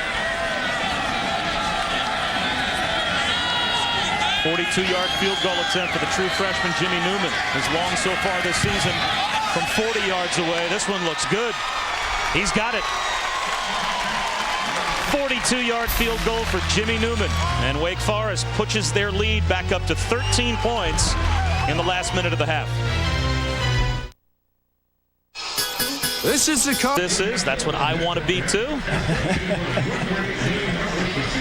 Two-touchdown lead for Wake Forest with 42 seconds to go here in the first half. And Wake Forest has 300 yards of offense in the first half. Very impressive, this team coming off two tough losses the last 2 weeks to come out. They were ready to play, and you always know that Jim Grubb will have his team well coached and ready to play. Squib kick. And a charity hop to the 30-yard line. Jimmy Graham, the tight end, gets to the near side of the 36-yard line, and we'll go back to Matt Weiner. All right, Bob, this SportsCenter right now is presented by Sprint. #1 Florida got a pair of Tim Tebow touchdown passes early in the game. Joe Cox getting Georgia back into it. It's Aaron White there to cut the lead to 4. Gators have since expanded it to 7 at 17-10 in Jacksonville. All right, Matt, thanks very much. Randy Shannon, I'm sure, would like to see Ja'Cory Harris put a few more points on the board before halftime, but Miami has only had the ball for 10.5 minutes here in the first half. That's exactly what Wake Forest wanted to do, possess the football and keep it out of number 12's hands. The Canes have all 3 timeouts as Harris sends one down the sideline, has a man, it's Collier, to the 35-yard line with a quick strike. It stops the clock. 25 seconds to go in the first half. And you hang on to all 3 of your timeouts. And that's why they try to keep the ball away from this Miami offense. They are very explosive. You'll see right here, Collier just runs a corner route, and nobody's back there. Good job. Nice big chunk there and get out of bounds. Chance to get some points. Be big for the Hurricanes before half. And since you have your timeouts, you can run it with Cooper. He's down the sideline. All the way to about the 16-yard line before he's run out with another first down, a gain of 19 more yards. Great job up front by the offensive line. Here's Cooper. He's just going to come through underneath. And this Wake Forest team needs to get a stop before halftime. Nice move right there. Get out of bounds, stop the clock. At the line quickly, and now whistles. And a timeout may have been called from the bench by the Canes coaches. Ja'Cory Harris was set to snap the ball, but from the sideline, either Mark Whipple or Randy Shannon saw something they didn't like. We have a timeout, Miami. Timeout so the Canes call their first timeout. We'll step aside for just a moment. The University of Miami is on the move. For the timeout, Ja'Cory Harris just dirts it with Greg Cooper. Closely tailed by Dominique Magette and a couple of other Demon Deacons. It'll be 2nd down and 10 at the 15. And of course, Mark Whipple here would love a touchdown, but a field goal is good as well. But with 2 timeouts left and 13 seconds, he's really got the whole offense at his disposal. He can do whatever he wants and call a timeout if they're caught in bounds. The only thing you can't do is turn the football over, and Ja'Cory Harris needs to manage this situation and at least get 3 points at the worst. Top of your screen is Jimmy Graham, the 6'8" tight end, the widest man to the right for Miami. Harris to the end zone. No, it's Collier just short. And a quick timeout called by the Canes at the 2-yard line with 8 seconds to go. So now Miami can do whatever they like. They've got 8 seconds. They have a timeout. We'll step aside and come back and see if the Canes can punch it in before halftime.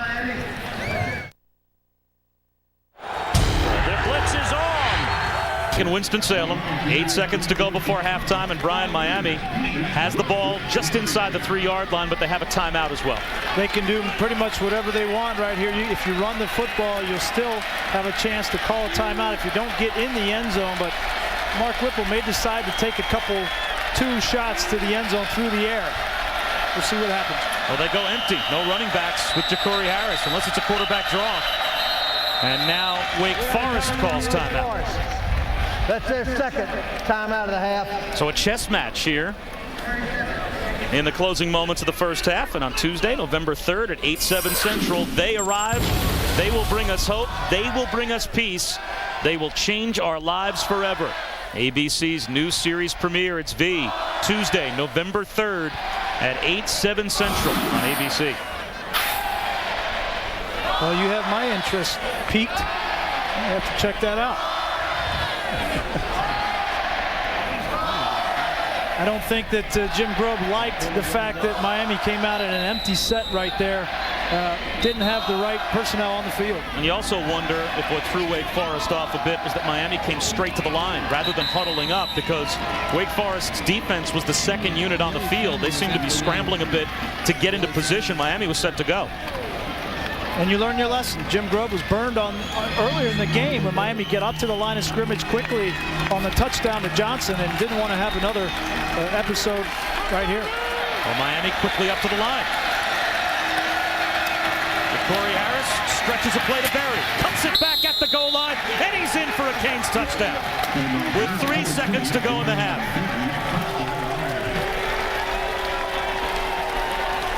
Huge play in this football game. Miami, who has been outplayed in every facet of the game in this first half, now potentially can go in at halftime down by 6 points. That's a huge drive, too. You end up with the ball with 33 seconds to go before halftime. You'd probably be happy with a field goal. Instead, the Canes get this touchdown. And having your timeout allows you to run the football, and Damian Berry, the downhill running back, is your man. Bosher tacks on the point, and it's a 6-point game with just the kickoff to come. A 5-play, 64-yard drive. You tack on a few seconds for the kickoff return, but when Miami came to run their first play from scrimmage, I think there was 33 seconds on the clock, and with 3 seconds on the clock, they've got 7 more on the board. And not only does this get Miami back into the football game relative to the score of the game, but a huge momentum shift at the end of the half. Wake Forest had done everything to a T that they wanted to do early in this football game, offensively and defensively, and Riley Skinner was a big part of that, throwing the football accurately. Touchdown right here, possessing the football, giving his receivers a chance to make some plays, and then with his feet, scoring a touchdown right here. He could not have played a better first half as a quarterback, and for them only to be up 6 points right now is really a huge momentum shift, but he understands that he's going to have to come and win this game in the second half. You're not going to beat the Miami Hurricanes in the first half. You're going to play 60 minutes, and this second half will be big for Riley Skinner and the Demon Deacons. And the fifth-year senior has done it all. He's run it, he's thrown it, he even caught one for 17 yards. At one point, he had 14 consecutive completions in the first half, so it was a great first half, and Riley Skinner will start the third quarter with the football. Canes won the toss and received to open the game. As Bosher squibs it, the ball caroms off a Wake Forest player. It's recovered by Miami with 1 second still on the clock. Well, the Canes get the friendly carom. Arthur Brown recovers the loose ball. It was live, and they still have 1 second to throw a Hail Mary. Cover the onside kick, take over 1st and 10. Jim Grove, the head coach for Wake Forest, will not be happy with the last minute of this half, either from his defense, special teams. They have played so well, and now they've allowed the momentum to slip. He may have a few choice words at halftime. Guys, you played outstanding in the first half, but mentally, we've let some things happen in the last minute of the first half that we just cannot allow to happen. Well, Wake Forest has 4 defensive backs 25 yards downfield. Last play of the first half. To Corey Harris on the move, throws it underneath. Caught at the 35-yard line by Hankerson. He's brought down from behind, so that pads the stats and takes us to halftime. The Demon Deacons put up 300 yards in the first half, but they still only have a 6-point lead. It's 20-14 Wake Forest at halftime. When we come back, we'll go to the studio for scores and highlights.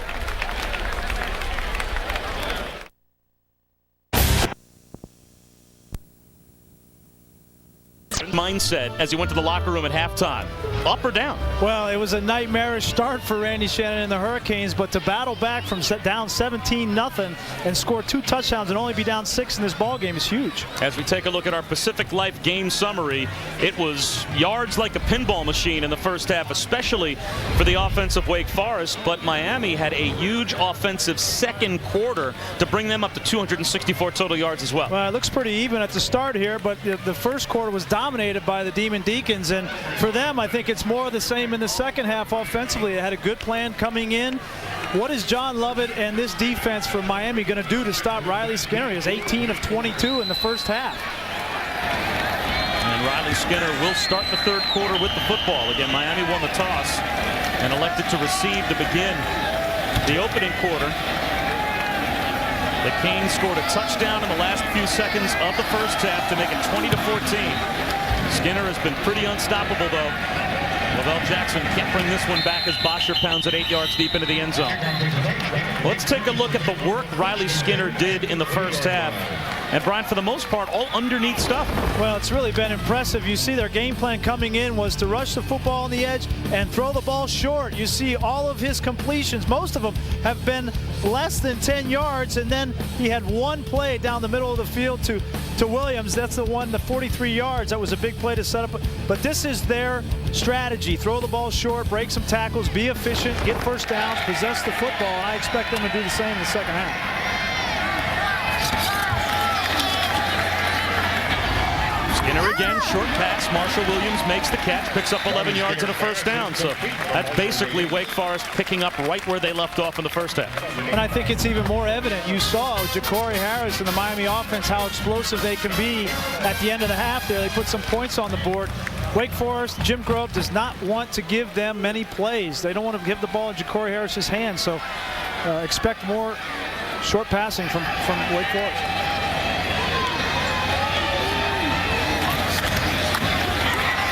Josh Adams on the pitch. Picks up close to 6 behind the back. The block of the right guard, Barrett McMillan. And we were told there was going to be some weather that could move in as afternoon turned to evening.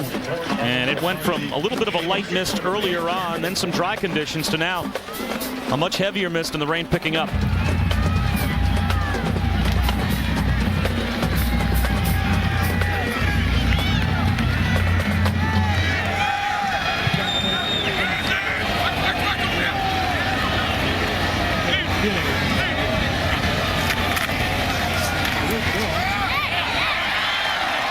Out to the 41-yard line goes Devin Brown, very close to a first down, right at the first down marker.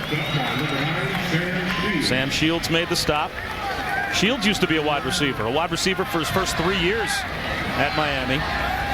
He was turned to a defensive back in the spring, and defensive coordinator John Lovett said that he's basically one of those players that still has to think while he's playing, but from a physical standpoint, he has all the tools. He said he could be a special player. He's got the size, 6 feet, 190 pounds, and a tremendous athlete in man coverage. He's just learning how to play the position.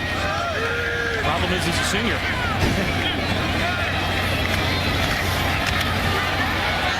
Skinner scrambles and goes out of bounds. Lost a yard. Alan Bailey pushed him out at the 40-yard line. And you can see Riley Skinner there. He's keeping his eyes down the field, looking to make a play, but he's not going to force the ball today. It's got him in trouble in recent weeks. He's thrown some interceptions the last 2 weeks. He's had 2 interceptions that cost his football team, and he knows that right now he doesn't want to give Miami any momentum in this second half. He's going to continue to take what the defense gives him and not make the big turnover.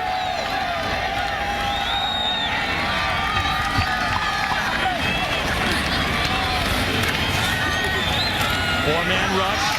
Skinner uses the pump fake, and a flag comes out. Marshall Williams had it go right through his hands. Sam Shields was there in coverage, but the flag thrown. And Williams is hurt. Marshall Williams is down, and it looks like he's pointing at his right hamstring. That is a big weapon if Wake Forest loses Marshall Williams. It's pass interference called on Shields. Pass interference, number 9 of the defense, 15-yard penalty. That's an automatic first down. And we talked about Shields learning how to play the position. One of the things you got to learn is that you can't use an arm bar on the wide receiver, although this doesn't look like a flagrant foul. This is kind of a ticky-tack deal here. I thought he played that pass pretty well, honestly. That looked like pretty good coverage. That's a tough call on Sam Shields. So Jordan Williams is now in the game, replacing Marshall Williams. And there's the #1 receiver for Wake Forest, dealing with a hamstring injury, and looks like he's heading off to the locker room. Trap handoff to Adams. Maybe got back to the line of scrimmage. Joe Joseph was there for the Canes. And there goes the offensive weapon for this Wake Forest offense. This would be a big blow to the Demon Deacons. I know that they're hoping that that's a cramp and not a pull of that hamstring, but that does not look good. And Riley Skinner, his best target is in the locker room now. I expect Miami and this defense, John Lovett, to start coming after this Wake Forest offense with their best player in the locker room. See what Steve Lavatsky, you just saw the offensive coordinator for Wake, dials up without Marshall Williams. Skinner slants one underneath, caught by Gibbons. And the redshirt freshman has a first down. Knockdown, fumbles the football. It's loose, and the Canes have it. Sam Shields with the stop and the forced fumble. Vaughn Telemack comes up with the recovery. What a momentum swing early in the second half. The first turnover of this football game and a big momentum change. See, he catches the ball here. He's going to fight for some extra yards. And Shields, the converted wide receiver, comes in, makes the hit, and the ball comes loose, and Telemack jumps on it. You lose your best offensive weapon in the football in back-to-back plays. Corey Harris looks to attack. Wants a big one over the middle. Incomplete. The pass intended for LaRon Bird. This is the drive right before halftime for Miami. A huge momentum gain for the Hurricanes. They get the ball at 33 seconds. They go all the way down the field. Corey Harris making some good throws right there to Collier, and then cap it off with Damon Barry scoring with 3 seconds left in the half to make this a 6-point ball game and swing all the momentum in favor of the Hurricanes. Well, Mark Whipple, the offensive coordinator and assistant head coach, has Greg Cooper back in as his tailback. Here comes Cooper to the 40-yard line, a gain of 4. It'll be 3rd down and 6. Joey Ehrman was there for Wake Forest. And this Wake Forest defense has been much maligned this year. You know, there's a lot of young players playing. They lose Curry to the NFL in the first round. They lose Alfonso Smith, the corner. They lose their starting middle linebacker, Arnaud. This is an opportunity now in a sudden change situation for this Wake Forest defense to stand up and get a stop on 3rd and 6. They bring a blitz off the edge. The Canes pick it up. Short of the first down, though, is Travis Benjamin. Kenny Okoro came up to make the stop, at least 3 yards shy of a first down. What a job by the Wake Forest defense. Miami gets the turnover, and they go 3 downs and out. A great call by Lambert. They're going to come with all-out blitz, and Okoro's manned up on the outside. You want to force Ja'Cory Harris to throw the ball quick because the blitz coming, and then come up and make the sure tackle, and that's what Okoro did. That play worked to perfection for Wake Forest. Evan Brown hasn't had an opportunity to return a punt yet, but he's second best in the ACC in punt return average in conference games. Again, I'll have to call for a fair catch. And Fields at the 17-yard line. That's a nice job by Matt Bosher to change field position. 40-yard punt, no return. 10.5 minutes to go in the 3rd quarter. And it's back to the offense for Wake Forest.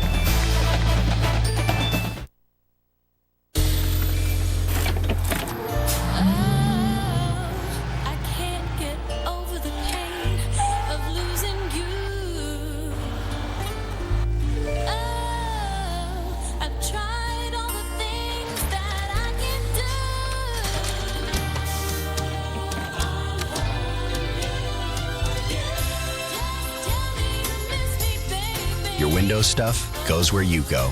New Windows Phone at Verizon. The rear back seats, at the push of a button, they fold down. When I have a bunch of kids waiting on me, there's nothing more convenient than pushing a button and making it all happen within seconds.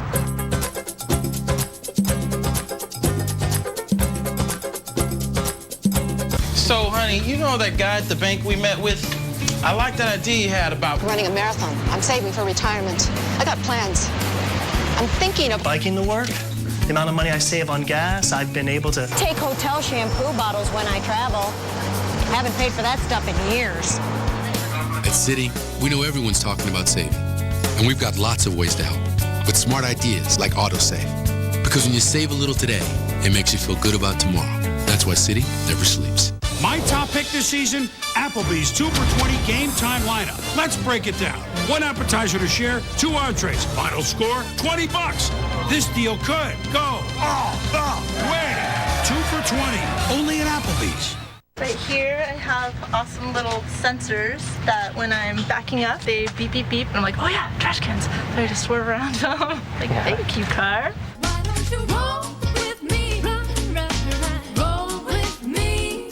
In only 3 days at 8/7 Central, they arrive. Don't be frightened. We mean no harm. They are the visitors, and they'll bring us hope.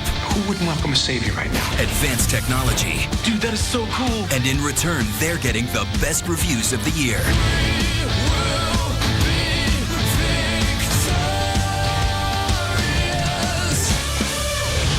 ABC's V. New series premiere, Tuesday at 8/7 Central on ABC.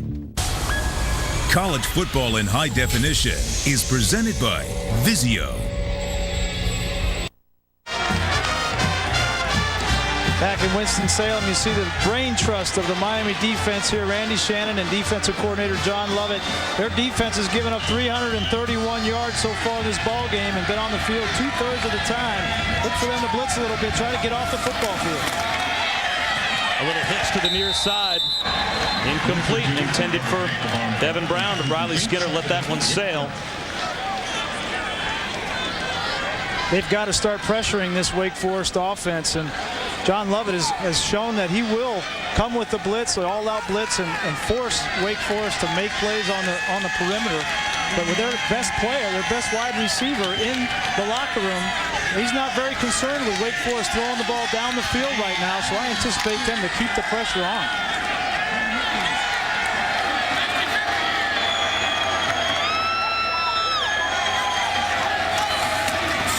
And off to Josh Adams. He's about 2 yards shy of a first down. Sets up a big 3rd down and 2. It's a little misdirection here. Difficult on the linebacker to read this play. You're going to have a fake to one back, then the other back comes from one direction. That's difficult on a defense. When you're good at running the speed sweep on the outside and then you fake that and come back inside with the veer trap, very difficult on the interior of that defense to read that. Again, Marshall Williams in the locker room. That's the best wide receiver for Wake Forest. Josh Adams might get a heavier workload. Riley Skinner throws one. A diving attempt incomplete for Cameron Ford, the tight end. So 3 downs and out go Wake Forest. Miami's defense is about to get their offense the football back. A big play right there. An accurate throw from Riley Skinner, and Cameron Ford's got to come up with that play. A big 3rd down in your territory. You've got to make that catch as a tight end. And, he's their 3rd string guy. Their first 2 tight ends are out with injuries. And if you're going to beat the Miami Hurricanes, you've got to make some plays on 3rd down and convert and keep the ball. Collier's back deep to receive the 2nd punt of the day from Shane Popham. And this is a good one. Spirals one down the sideline and traps Collier up against the sideline. And he has to step out of bounds at his own 28-yard line. That's a terrific punt by Popham. 46 yards right up against the barrier. You're watching college football presented by Kay Jewelers.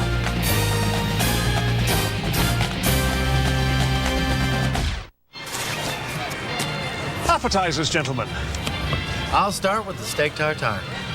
And you, sir? I'll have the same. But hold the tartare sauce. The tartare sauce? Really?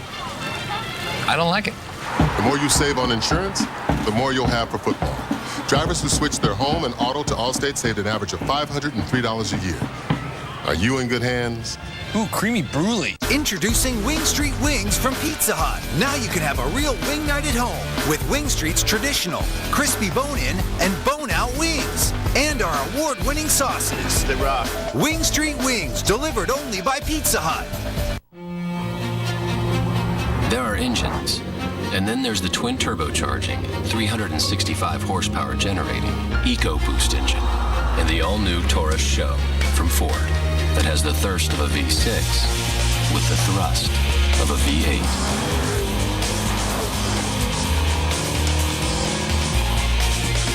speak car. We speak innovation. Introducing the all-new Taurus Show from Ford. Drive one. Scientific test proof. When you drink Dr. Pepper slow, the 23 flavors taste even better. For me, slow always produces a hit. Step aside for a minute. Check this out. Slower is better. Trust me, Doctor.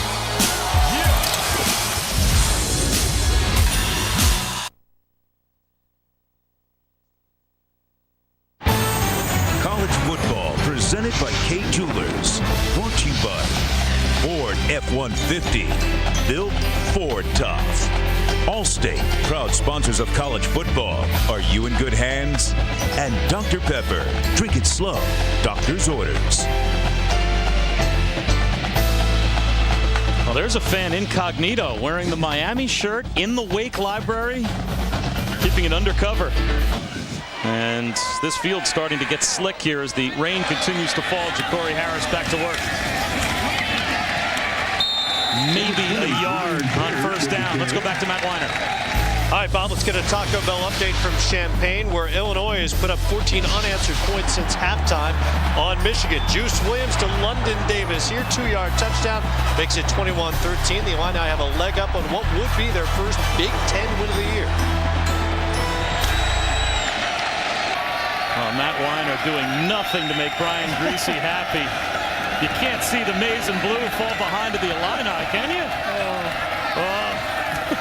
Hand off to Berry. And he picks up 2 yards. It'll be 3rd down and 7.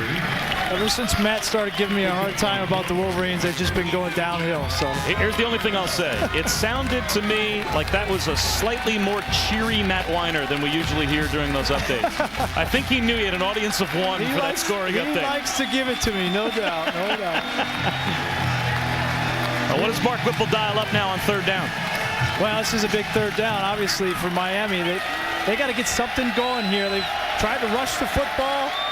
Not so much success. Conversion here would be big. 3rd and 7. Looked like a broken play. And Ja'Cory Harris simply has to dirt the ball as he spikes it, and a flag comes out. This will most likely be intentional grounding. Brandon G came on a blitz, and it looked like Harris was confused with where his running backs went.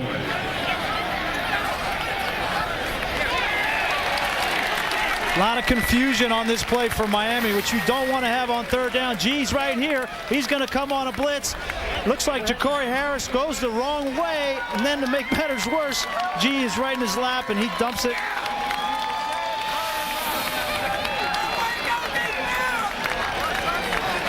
So not only is it the penalty yardage, but also the loss of down. So it basically is tantamount to a sack and makes it 4th down back at the UM 22-yard line. So here comes Bosher to punt as we go 3 downs and out as the defenses have taken over here in the 3rd quarter.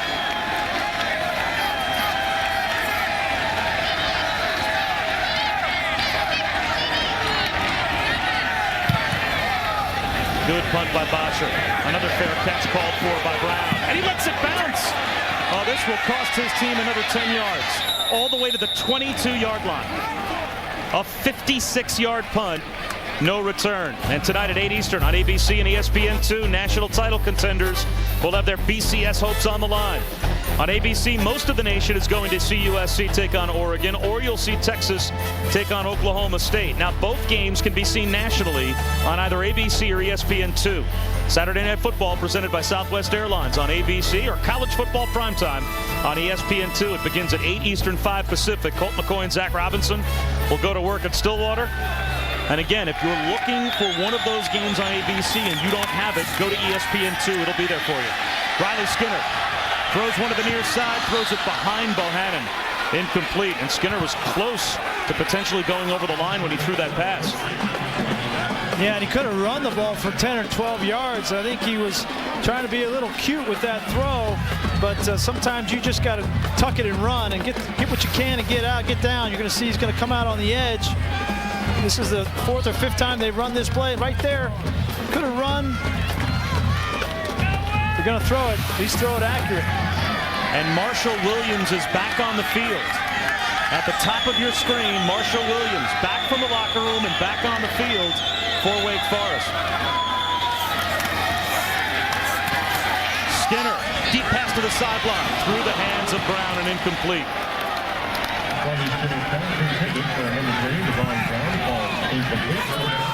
And this is what you don't want to do if you're Wake Forest. On first down, you have an incomplete pass. On second down, you have another incomplete pass. And now you're off schedule. Now it's 3rd and 10. And as for Riley Skinner, expect a pass rush from this Miami defensive line. It's the first time they've been in a 3rd and long. And number 57, Alan Bailey, playing defensive end, will be able to pin his ears back.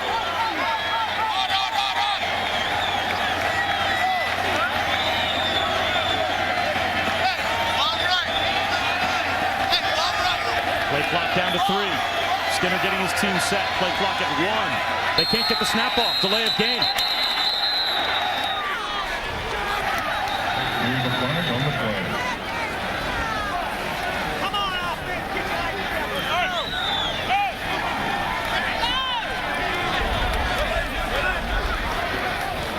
We have a delay of game. Number 11, the offense.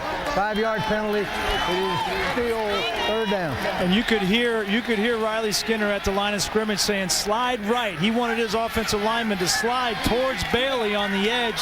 He was concerned about that one-on-one matchup up there. But if you're going to change your protection, you've got to do it in a hurry because you got to get back and get that ball snapped. Wake's offense looks like a different unit so far here in the second half. They moved the ball effortlessly against the Canes in the first half. Now it's 3rd and 15. 4-man rush. Skinner to the sideline. Sliding catch made at the 33-yard line, right at the marker. It just depends on the spot. Boy, it's right at the first down marker. Devin Brown made a terrific catch. It looks like it's a first down. A terrific catch and a great job by Skinner stepping up in the pocket right here, keeping his feet alive and throwing the ball accurately, and a great catch by Devin Brown on the sideline right there. A huge conversion on 3rd and 15 on your own side of the field. Getting some field position, and maybe that'll propel them on a drive to score a touchdown.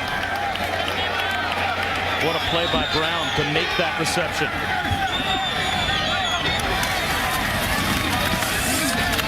Tommy Bohannon for 2 yards.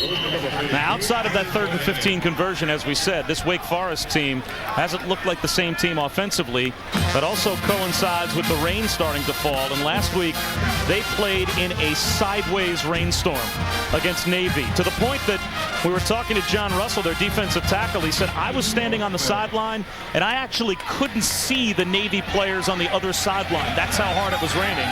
They lost that game to Navy 13-10. The midshipmen ran for 338 yards. They never threw a pass in the entire game and won. It's a quarterback's nightmare. Skinner can't beat the blitz. Pressure came from Alan Bailey that time. Crowd was looking for a flag, but it seemed like Bailey hit Skinner just after the release. Again, John Lovett decides to come with an all-out blitz again. We've seen it several times. All of Miami's defenders are up by the line of scrimmage, and they're going to come. Everybody's manned up on the outside, and nobody blocks Bailey. And Brown hasn't even come out of his route yet. That's the beauty of the all-out blitz, is you get to the quarterback before he has an opportunity to throw the football, and that's what John Lovett wants to see. They want the screen on 3rd and long. Set it up for Pendergrass. He's got the first down. So back-to-back series on this drive. Wake Forest gets a 3rd and 15 conversion, and now they move the chains on 3rd and 9, and we've got an injured Hurricane as well. So Bailey and the Miami defense start to get a rush. They're going to come up the field, and then we're going to run a little screen, get him out, and neutralize that pass rush. As soon as Miami wants to start up the field, Lebowski comes back with a screen, a good play call there, and a big first down. So Miami gives up another 3rd down conversion on the screen to Pendergrass. Vaughn Telemack, number 7, was in on the stop, and he's hurt. Already, the Canes are thin at free safety. Ray Armstrong, the true freshman who backs up Telemack, injured and not playing today. And Telemac now hurt as well. You're watching college football presented by Kay Jewelers.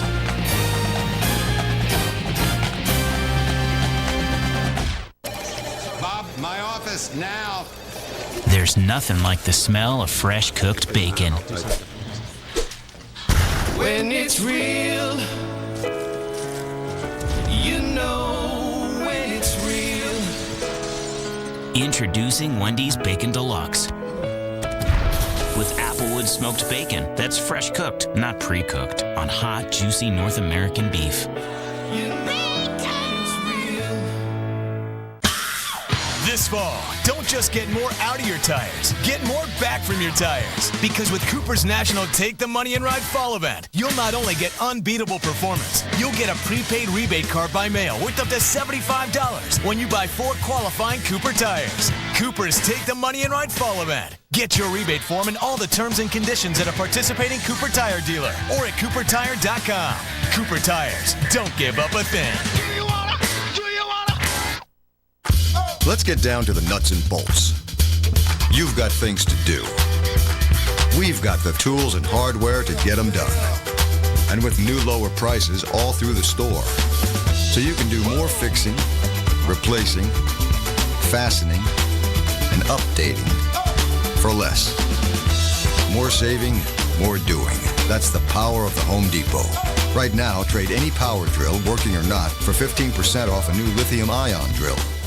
Saturday Night Football, USC Oregon and Texas Oklahoma State. When the world blacked out, some saw the future, others saw nothing. Just be honest about whatever's going on. ABC Thursday at 8/7 Central. What if I didn't see anything because 6 months from now, I'm gonna be dead? How far would you go to prevent the future? This is the episode you have to see. You can run, but you can't escape what's coming.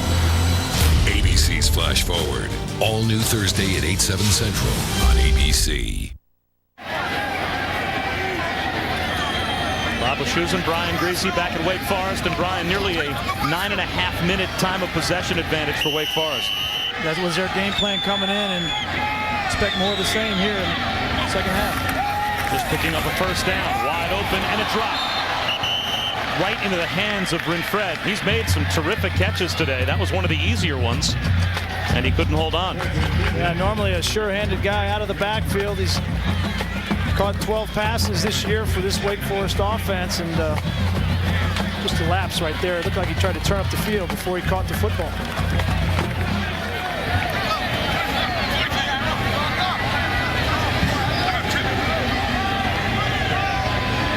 Again, no deep safeties for Miami. Every player right up at the line. A wide receiver screen, and here comes the flag. Sam Shields came up and held Marshall Williams.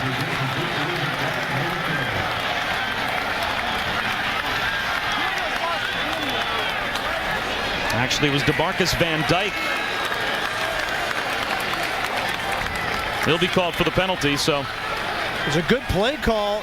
If you're going to have an all-out blitz, you'd love to have a wide receiver screen from the outside. If he gets past the first line of defense, he's gone. But DeMarcus Van Dyke, they call him DVD in Miami.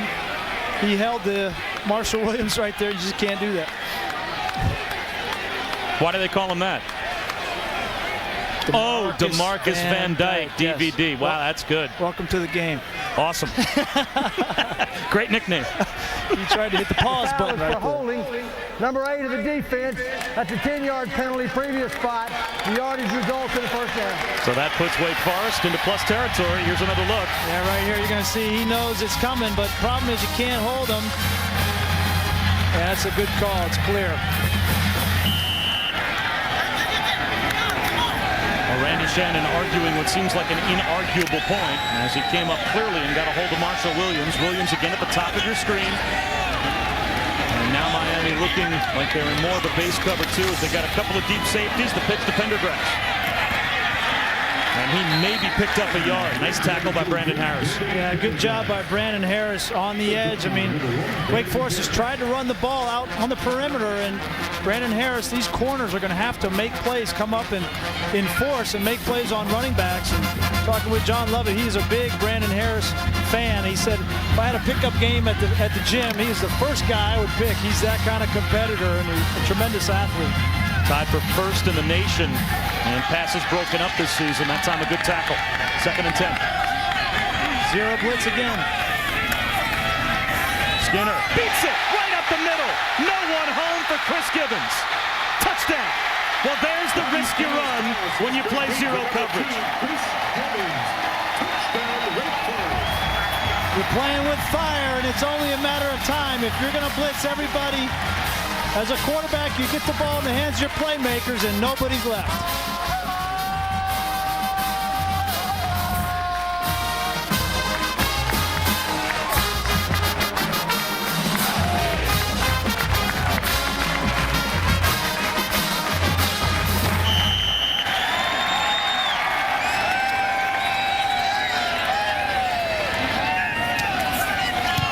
Newman's point after. Tacked on after Gibbons' 6th touchdown reception of the season. What a year it's been for the redshirt freshman. Yeah, and as you're going to see, as we've seen all game, they're going to come with the all-out blitz, and right here he's going to beat him on the inside, and a good accurate throw by Skinner, and there's nobody left.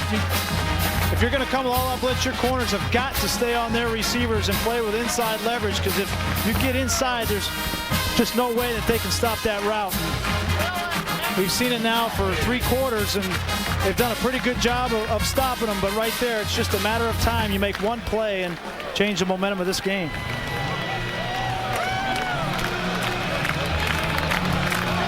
Skinner knew right where he wanted to go with the ball. You could see he took a quick drop, and he had the matchup that he wanted to hit identified. He did. I mean, that was recognition at the line of scrimmage. I mean, everybody in the stadium saw there was no safety, and he knew right where to go. And when there's no safety, as a quarterback, you don't need to look off. You can go right to your receiver because nobody's looking at you. They're all blitzing, and all you need to do is make an accurate throw and hope that your wide receiver can outrun the defense. And of course, the highlight play is the touchdown. But remember, 3rd and 15 and 3rd and 9, both in Wake Forest's own end.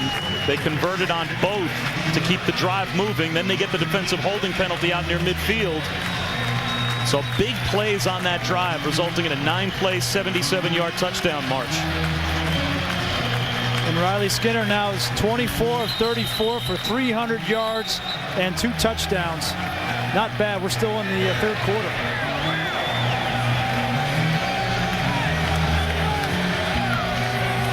And a big answer by Wake Forest. You know, a little bit of the momentum had swung for Miami, and Steve Lebowski says, you know, hey, just keep plugging, and Gibbons made a play. Blitzing, they're going to continue to blitz. You make a play and you beat them. That's the only way to get them out of that blitz. Chris Gibbons, a player that barely played any football the latter half of high school. He tore his ACL his senior and junior years in high school, so he's still very much learning. As Klein Bean kicks off from the 3-yard line, James brings it out. And he gets stood up at the 25 by Kyle Jarrett. Big plays made by this offense. Yeah, go back and take a look at the touchdowns in first quarter. A nice catch by the true freshman Bohannon, and then Riley Skinner's thrown for 300 yards and 2 touchdowns, but he's also run for that one right there. And as you saw the last play, taking advantage of zero blitz.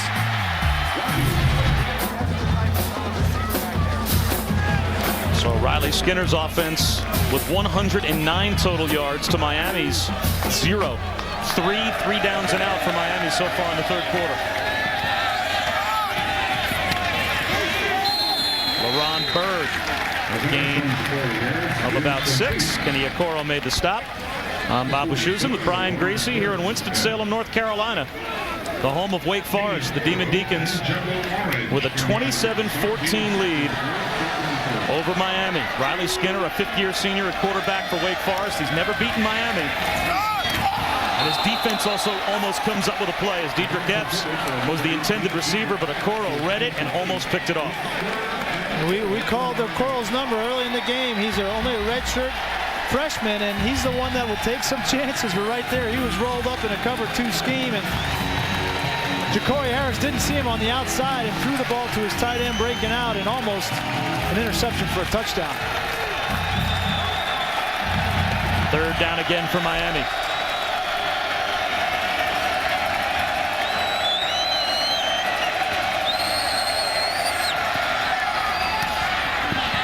A 1st down for Leonard Hankerson, and a long throw made by Ja'Cory Harris.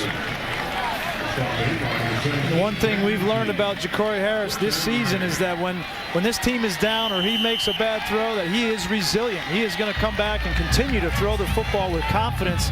He's a confident young man, and he will get this team back on the right track. And last week against Clemson, they were down late in the game, and he brought them back. There is no quit in that young man right there, and expect the best from him the rest of this game.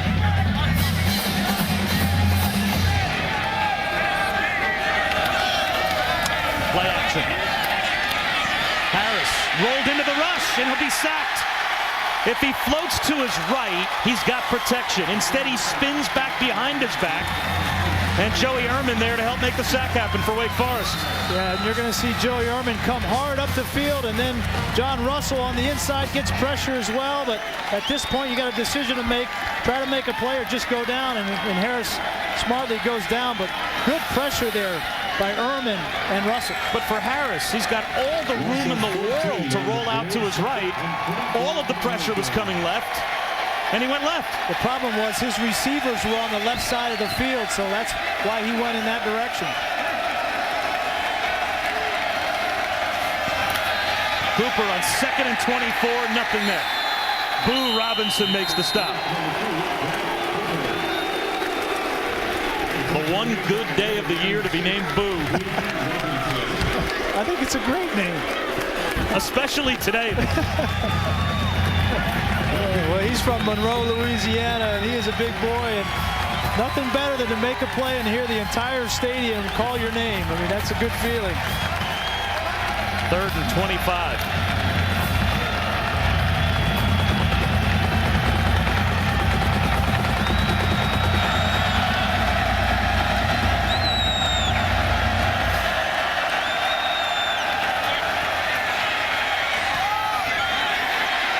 Interception. Dominique Tate catches the pass from Ja'Cory Harris. Way over the head of Leonard Hankerson, as Harris is picked off for the 11th time this season. The most interceptions thrown in the ACC.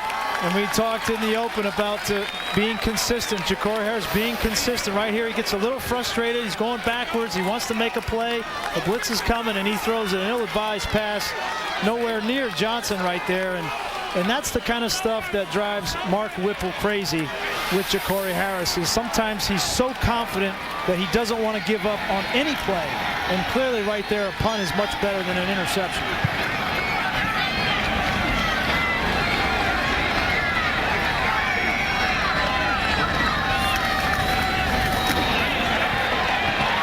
Alan Bailey says no to Pendergrass.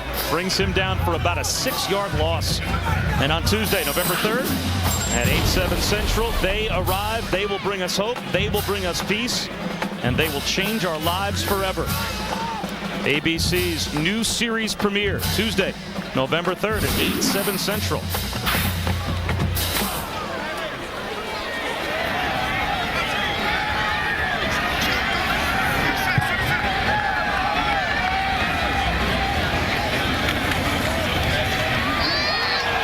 With the middle screen, nice catch by Pendergrass. Flag down.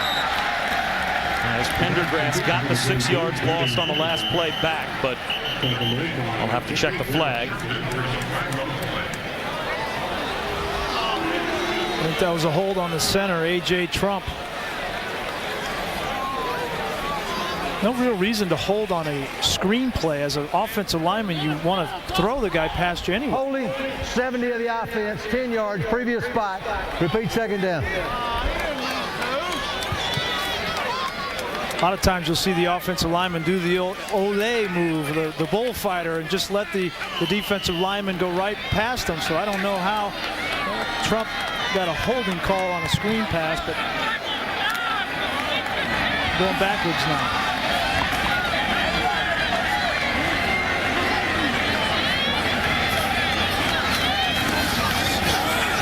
Marshall Williams takes the handoff and gets out to the 37-yard line. And with the first down play and then the second down hold, Wake Forest right now offensively is probably about where they would have been if Miami would have punted. It almost wipes away the interception in terms of field position.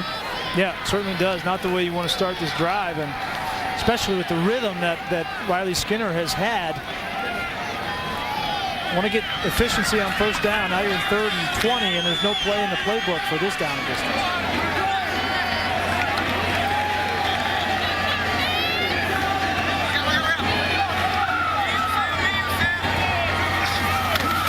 Four-man rush for the Kings. Skinner very well protected on 3rd down. Off the sideline, has a connection with Devin Brown, but 8 yards shy of the first down. As Brandon Harris was there to make the stop. Number 1, Brandon Harris, 4th down, Wake Forest. So in part because the Canes stiffened defensively, and also in part because Wake Forest kind of self-destructed, they can't take advantage of the interception. And Miami's about to get the football back. Either way, a critical stop for the Hurricanes. Maybe something on special teams will light a spark under this Hurricane team. Collier is a talented return guy.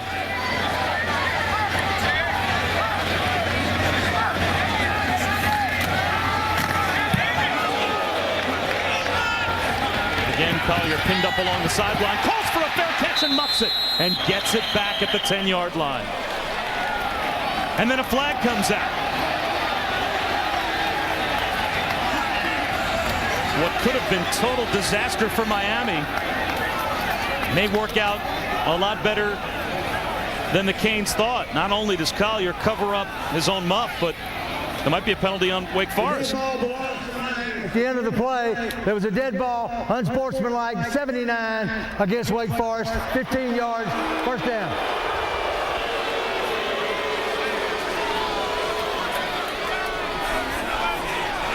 I don't.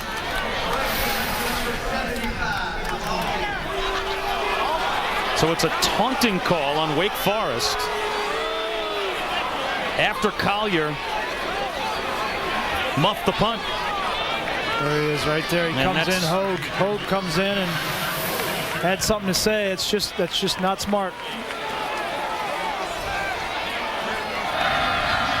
So that gives the Kings the ball all the way out to their own 26-yard line. Ja'Cory Harris wide open to the near side. Hankerson, he's got a first down out to the 43. Number 85, and Leonard Hankerson. And that's a big penalty because it gives Miami breathing room. I mean, if they had the ball on the 9-yard line, now they've got the ball on the 25, and they've got room to breathe here and room to operate. And they go hurry up again. Harris flips a screen, tipped, dangerous. Greg Cooper couldn't haul it in. Pass from Ja'Cory Harris, intended for number 2. Greg Cooper falls incomplete. And clearly Mark Whipple's trying to get some rhythm for this offense and go no huddle, which they did a little bit with success in the first half. And the thing that kills the no huddle offense are incompletions, because they're not positive plays. If you continue to have completions and positive plays, it's easy to stay in the no huddle, but right there, an incomplete pass stops the rhythm.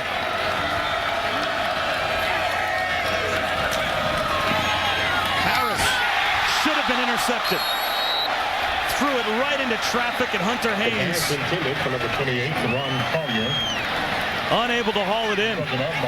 Wow, you see another questionable decision. Here's Haynes right here. He's going to read Ja'Cory Harris's eyes and just play the linebacker position. And I think if his buddy doesn't run into him, he may have made that play. Quarles, the safety, number 5, runs into him. But again, a questionable decision by Ja'Cory Harris, locking on to one receiver and not seeing the field. We saw that last week, and again this week.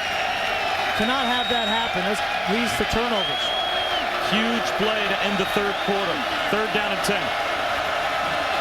Here comes the blitz. Under pressure, Ja'Cory Harris goes down again.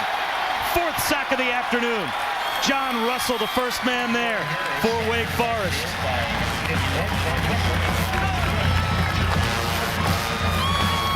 John Russell is their best football player. You may want to block that guy. Otherwise, he's going to cause havoc. Al get your moves.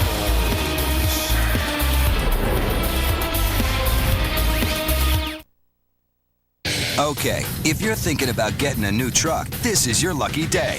Make that month. But truck month's almost over, and so is your chance to get big savings on our best-selling trucks. Fortunately, luck has nothing to do with getting a heck of a great deal on a brand spanking new Ford Super Duty. Plus, Ford Credit is there to help you with the financing. Lucky you, because we just announced 0% APR for 60 months, plus $1,000 bonus cash or up to $6,000 cash back on an 09 Super Duty. Truck month ends November 2nd, so see your Ford dealer today. Taco Bell's fully loaded nachos, piled high with toppings like seasoned beef and nacho cheese sauce, so there's never a naked chip. And for $1 more, grab an extra large drink and make it a fully loaded deal. Think outside the bun. The market moves every second. Move with it. Introducing E-Trade on iPhone. Maximize your mobile investing power with real-time watch lists and streaming quotes. Take control and invest anytime, anywhere at E-Trade. Only one big event can make the whole country go country. The CMA Awards. Hosted by Brad Paisley. And Carrie Underwood. Live Wednesday, November 11th, 8/7 Central on ABC. 100 years of engineering excellence is right on time. It's GMC Truck Month. Shop Sierra 1500 SLT with the 403 horsepower 6.2-liter V8. It's the most powerful half-ton V8 in its class. Step up to the best. It's GMC Truck Month. Get 0% APR for 60 months on 2009 GMC Sierra. Or get $6,000 total cash back on select 09 Sierra 1500 extended and crew cabs in stock. See your GMC dealer today. 10,000 Sonatas, 10,000 Elantras, and 10,000 Santa Fe's. Plus, 10 gigantic tents to hold them all. Announcing the Hyundai Tent Event. Hyundais have a better warranty, fuel economy, and are thousands less than the competition. Get up to 120% of book value for your trade, 0% financing, and $3,000 year-in bonus cash. 10 locations, $10 million to lend. Lenders are on site for immediate approval. Why pay more? Rush to your Hyundai dealers of Central Florida. Watch Channel 9 Eyewitness News Daybreak. Local coverage you can count on. Corey Harris and his offensive coordinator Mark Whipple on the short end of our City Inside View. Yeah, and you're going to see right here, they take a page out of Miami's defense playbook. We come with the all-out pressure on that last play.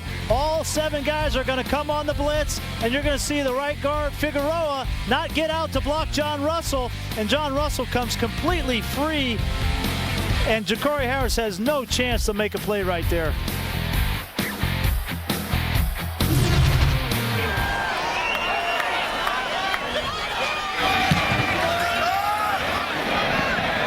Osher with a high punt, medium length. Fair catch called for and made by Brown at the 22-yard line. 45-yard punt, no return. So again, a nice job done by Bosher. And now if you're Wake Forest and Riley Skinner, you're feeling pretty good. You're up 13 in the fourth quarter, just the start of the fourth quarter. He's had a tremendous football game. He's been efficient. He's been smart with the football, has not turned it over. 2 touchdowns and through the air, one on the ground. But now it's time for him to manage this game, eat up some clock, keep the ball away from Miami, and make good decisions.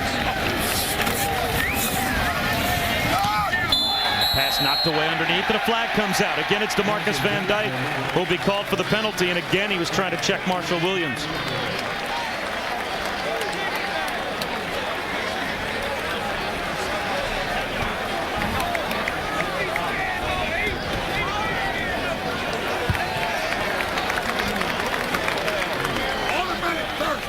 It'll be another 10-yard penalty and a first down. Holding number 1 of the defense. Penalty is 10 yards, previous spot. Yardage results in a first down. I actually think that college has it right, and the NFL not as much with the defensive penalties. Defensive holding should be 10 yards. 10 yards for the offense, right? It's 5 yards in the NFL. And I like pass interference as a 15-yard penalty. Sometimes it seems like pass interference really changes the game too much in the NFL. Well, offensively, if you throw the ball 50 yards down the field and get held, you should get it more than 5 yards. There goes Josh Adams. First down and more.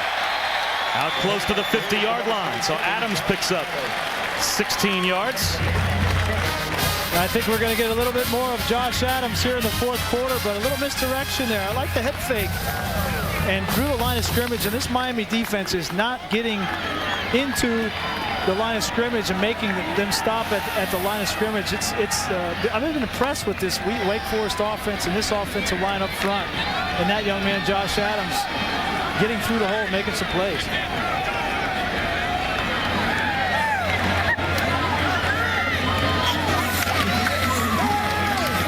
Skinner pumps and finds Adams in space. Adams down the sideline.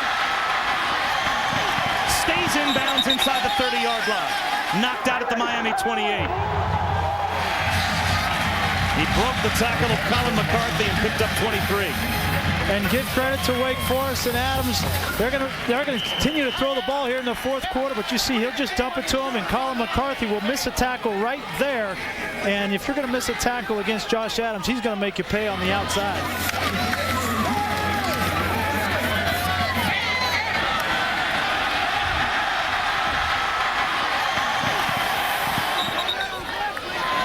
Give credit to Wake Forest. They're going to continue to attack this Miami defense. Play clock down to 3. Skinner gets it off. The toss to Adams. And he wiggles for about 2 yards.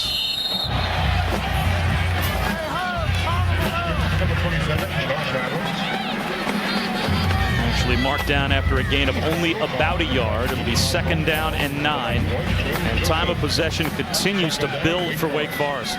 Miami has not been able to stop this Wake Forest offense. This offense had struggled in the last 2 games coming in. They only had 178 yards 2 weeks ago at Clemson, and now they are just racking up the yardage against a pretty good Miami defense.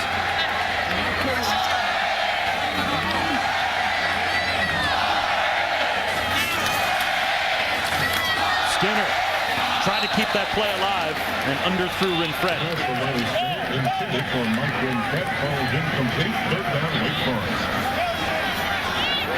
Wake Forest, a home underdog today against number 19 Miami. All-time under Jim Grove, Wake Forest is 5-16 against ranked teams, but they're 4-4 in their last 8.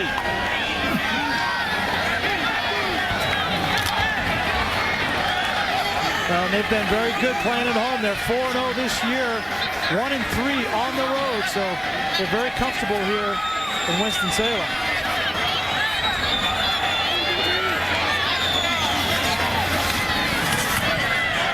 Looking for the home run on 3rd down. Incomplete. Overthrew Devin Brown. So now it's 4th down from the 28-yard line. This will be a long field goal attempt if they try it with Jimmy Newman. And here comes the field goal unit. And I like this decision to kick the field goal, because if you make it, it puts you up by more than 2 touchdowns. Be a big make for Wake Forest right here, and Jimmy Newman. 45-yard field goal attempt. He already made a season long of 42 earlier, so he'd have a new season long if he knocks this one through.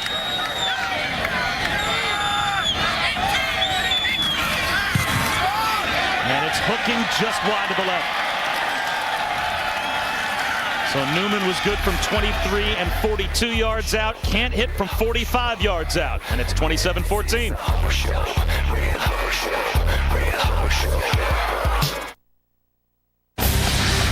You're watching college football presented by Kay Jewelers.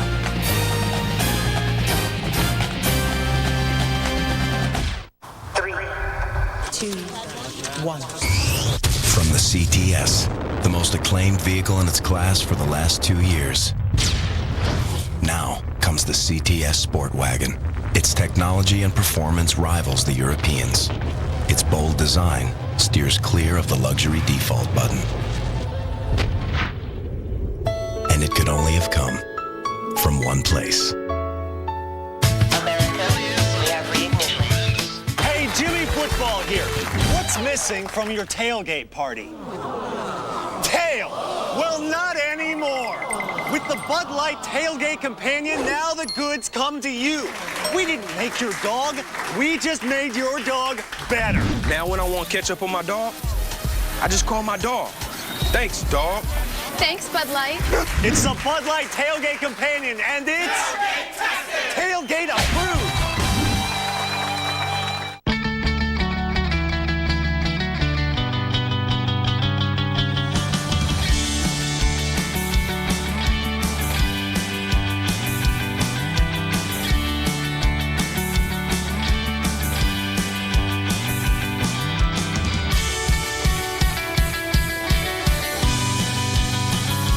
can fill the air with unlimited talk and text with AT&T Go Phone. Just $60 a month on the nationwide network you can trust. Hello, porcupine. Yes, it works! Hard, crusty, over-gelled hair on a guy is a turn-off. So stop using gels, use these Axe styling products, and get girl-approved hair. A message from the Axe Hair Crisis Relief. Expect no mercy. Bring it on, big boy. ABC Comedy Wednesday. The #1 new comedy is all new. Home run! And taking family competition. I just don't want to fight a girl. Because men are always so superior. Dude. To a whole new level. My sister and I were called Fire and Nice. Wow, you did it. You made figure skating sound even gayer. ABC's Modern Family. All new Wednesday, 9/8 Central. Laugh with all of America on ABC Comedy Wednesday. The U faithful still believing. Pretty nice contingent of Miami fans made their way up to Winston-Salem. Their team down by 2 touchdowns, though, with 12:37 remaining. And off to Berry. 3-yard gain. Boo Robinson again made the stop. And it seems like doom and gloom here on Halloween for this Hurricane team, but they've been in this position before, and they're only down 2 scores. Ja'Cory Harris is not going to lose his confidence. They're going to continue to rush the football and play action and throw it. Harris to the sideline, almost intercepted. Brandon G came up and knocked it away, and the chase heads to Talladega, where everyone, including the 3-time defending champion, will be on the guard looking to avoid the big one. The chase for the NASCAR Sprint Cup continues with the AMP Energy 500 at Talladega. Coverage begins Sunday at noon Eastern on ABC with NASCAR Countdown. 3rd and 7. 4-man rush. Harris again to the outside. Again, he should have been intercepted. And this time, Dominique Tate can't hold on. Well, he's lucky not to have thrown more interceptions in this game. Dominique Tate is a true freshman and makes a break right there and should have had that interception. But it is looking very shaky right now for Ja'Cory Harris. And I don't know if there's any explanation right there for Mark Whipple that he's going to accept. You can't throw the ball late on an out route to the sideline. Mark Whipple told us he thinks that Ja'Cory Harris can be as good as anybody that's ever played at Miami at that position. That would be elite company, but he's got some development still to go through. Brown fumbles the ball inside the 10-yard line. It rolls to the 5, and it's recovered by Miami. What a huge mistake made on special teams by Devin Brown. And the one thing that was going to let Miami back in this game was a costly turnover. And for Devin Brown right there, you just got to make that catch. And huge opportunity for the Hurricanes. And that's exactly what this team needed at exactly the right time. Sam Shields recovered it at the 2, 1st and goal for Miami. A lot of time still left to try and make it a 1-score game.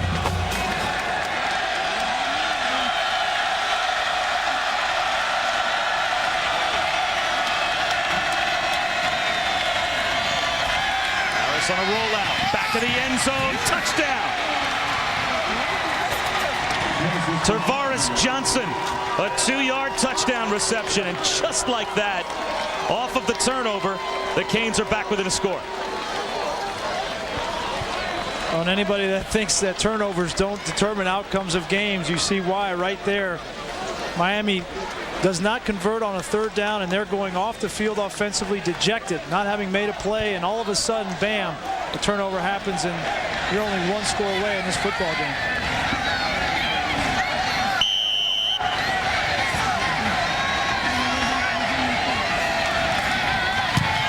Bosher's extra point is good, and lost in that to a certain extent was the 57-yard punt by Bosher that created a tough catch in the rain for Brown. He fumbles it, and Miami converts. A huge turnover right here, and there was an upset brewing, but the Canes are coming back.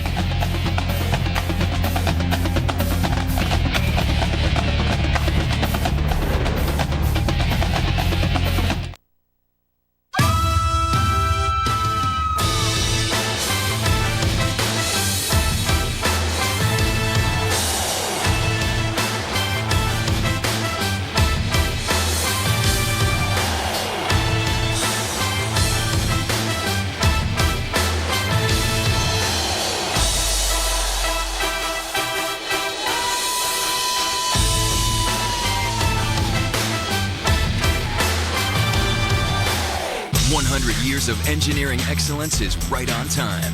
It's GMC Truck Month. Shop Sierra 1500 SLT with the 403 horsepower 6.2-liter V8. It's the most powerful half-ton V8 in its class. Step up to the best. It's GMC Truck Month. Get 0% APR for 60 months on 2009 GMC Sierra. Or get $6,000 total cash back on select 09 Sierra 1500 extended and crew cabs in stock. See your GMC dealer today. There's only so much water in the world, but demand is increasing. It takes about 35 gallons to make a cup of coffee. 700 gallons to make a T-shirt. Our team is thinking of ways to make water management smarter. Nanotechnology that removes salt from water. Smarter factories that run on reclaimed water. Smarter farms that use less water to grow more food. If we can't make more water, we have to be smarter about the water we have. That's what I'm working on. I'm an IBMer. Let's build a smarter planet. Well, the first thing we do when we come up here is take her out to eat. She needs a good meal, and we need to catch up. I love when they come visit, and so do my roommates.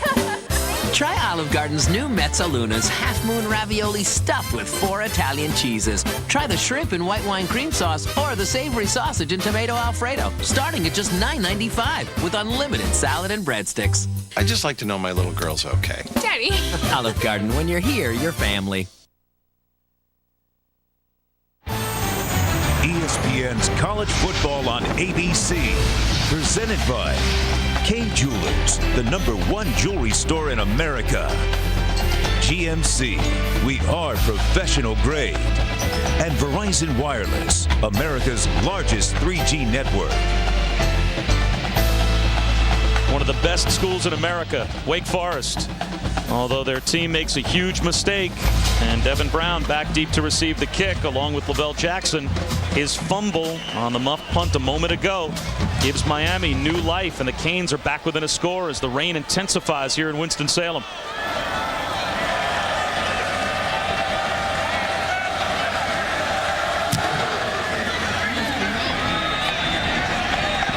Jackson from just inside the 5. Dodging tacklers. Jackson gets loose. Out to the 33-yard line before he's bumped out. Let's go back to Matt Weiner. All right, Bob Sports Center right now is presented by Sprint. Thankfully, for all parties, it has nothing to do with Michigan. We told you at the beginning of the day, Duke was 2 wins away from bowl eligibility. They're a little closer now. They get to Jameel Sewell there. Charlie Hatcher brings it home, and Duke leads Virginia 25-17 late. How about the Blue Devils? A win, and they control their own destiny still in the ACC. Over the middle, right back to Brown goes Riley Skinner. Well, the one thing you could always count on if you're Jim Grove is your team was great in the plus-minus. And not so today and not so this season. Look at those numbers. No, they were #1 in the nation in 2007 and 8 in turnovers caused with 72 turnovers. And you can see this year they've taken a step back. A lot of that has to do with the defense not causing as many turnovers with the loss of Smith and Curry to the NFL.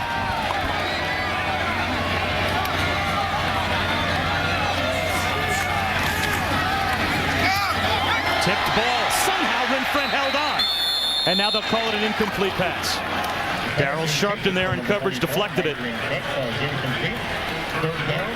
Well, and the last thing you want to do if you're Riley Skinner is take a chance right here in this situation. This is a tight throw. Renfret, normally a fullback, good hands, but Sharpton, number 50, plays that ball well, and Renfret almost comes up with it. But if you're Riley Skinner, there's no need to take undue risk because your defense has played tremendous the second half, and Miami only has 9 yards of offense, so a punt is not a bad thing. Here comes the blitz for Miami. Sliding catch made by Brown again. Riley Skinner on 3rd down. Beats the Miami blitz and moves the chains. Well, and Brown atones for his dropped punt right there. He runs a good route and makes a sure catch, an accurate throw from Riley Skinner. Again, an all-out blitz. Here they come. Stand in there and deliver, and a good catch on the outside by Brown.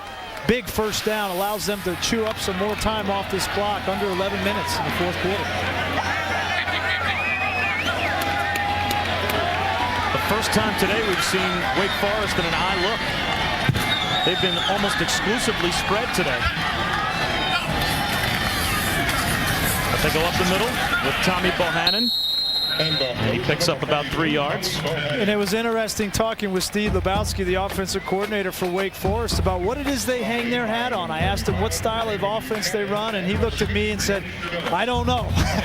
We've tried all kinds of stuff. We've tried the wishbone from Air Force. We've tried the double option. We've tried all kinds of spread offenses, and it looks like tonight they have settled on this spread option and allowing Riley Skinner as a trigger man to make plays, and it's worked well for him. Winfrett to the 49 of the U, only a gain of a yard. Randy Phillips drove him out of bounds. It'll be 3rd down and 6. 3rd down and 5 as they gave Winfrett the 48-yard line. And this is a great opportunity. 3rd and 5 in the 4th quarter against the Miami defense that wants to rush the passer for a hard count. Get it cheap. You got to get some cheap first downs. You use a hard count here, you get a first down.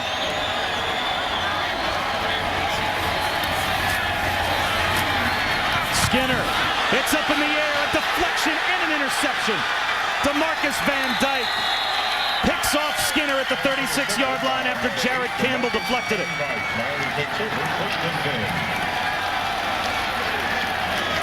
And an ill-advised throw right there. He's trying to get the ball to his tight end, and 2 guys had an opportunity to intercept that pass, but a costly mistake for Riley Skinner. You're going to see it right here. He's going to step. He's got plenty of time in the pocket, and he tries to get the ball. Looks like he may have been trying to throw the under route to Brown and just threw it high over his head. And then his pinball in the secondary, and nothing good happens back there. But Riley's played a tremendous game tonight, but a costly mistake at the end in the 4th quarter right there.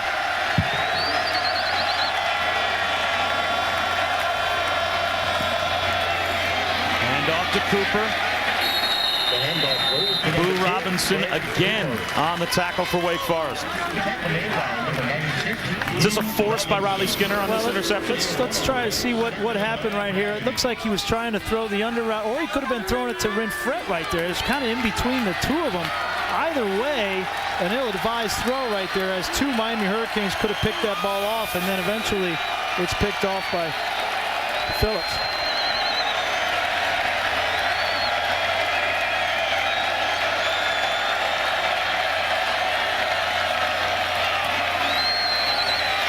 Well protected on the bomb for Hankerson through his hands. Leonard Hankerson had a chance to make that catch. You have to classify that one as a drop. Well, and Ja'Cory Harris feels very comfortable with Leonard Hankerson going up 6'3", 215 pounds. It goes up. He's got great hands, but that right there is just a drop. That's a play that Hankerson normally makes. So from what should have been a play of about 40 yards for Miami, they're faced with 3rd down and a long 9.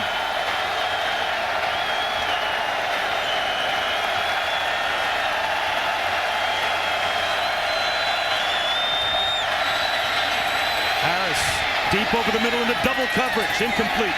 Intended for LaRon Bird.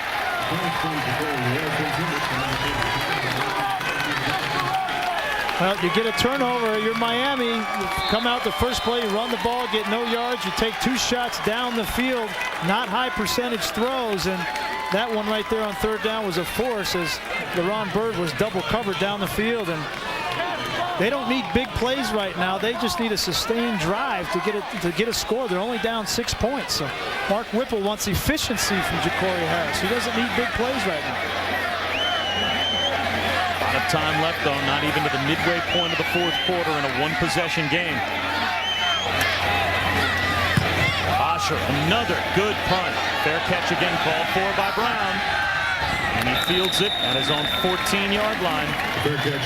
A 48-yard punt, no return. Bosher has been a weapon today as a kicker for Miami. Well, and Wake Forest dodges a bullet there. Riley Skinner with the ill-advised throw and the turnover, but Miami can do absolutely nothing. And give credit to Wake Forest defense. Coming into this football game, they were ranked 10th in the ACC in total defense. They hadn't been playing very well. In the second half, they have held Miami to 9 yards, 10 yards.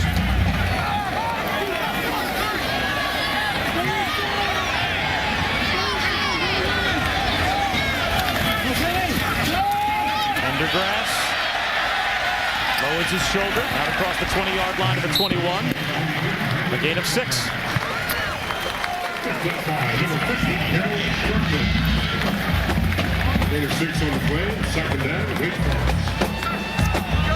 For those of us, or for those of you that are now joining us here in Winston-Salem, watching the Michigan-Illinois game, it's Miami and Wake Forest. I'm Bob Wischusen with Brian Greasy. The Demon Deacons with a 2-score lead for much of the second half. A dropped punt by Devin Brown a couple of possessions ago inside his own 5-yard line got Miami back in the game. And now Wake Forest stumbling a bit offensively inside their own 20-yard line. Wake led by 13 points before this crucial miscue by Brown.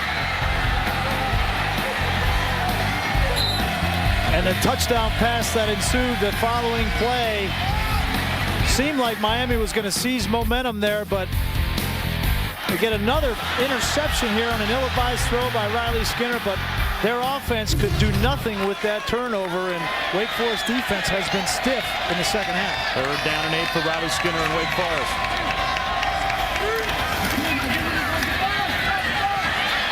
Skinner might run for it. Nice cutback. And he's got the first down out close to the 30-yard line. He wiggled past Brandon Harris. Wow, a great job by Riley Skinner here. Sometimes you're going to have 2 men on the outside. These guys are all manned up, and they're going to run with the wide receivers. And you get the snap as a quarterback. This is tough to throw into, but for Riley Skinner, he recognizes and says, hey, there's nobody out here. Let me go down, make a few yards, and get down. And just needs to get down a little bit more gracefully. Good decision here, and this is what he needs to do in managing this situation late in the game. Well, this is all but an elimination game in the ACC. Player, my timeout. And the referee now calls timeout and asks the trainers to come out and take a look at Riley Skinner, as Skinner lost his helmet on that collision after he ran for the first down, went back to the huddle and seemed to be ready to call a play, but then goes down to one knee, clearly shaken up. We'll step aside for just a moment. You're watching college football presented by Kay Jewelers.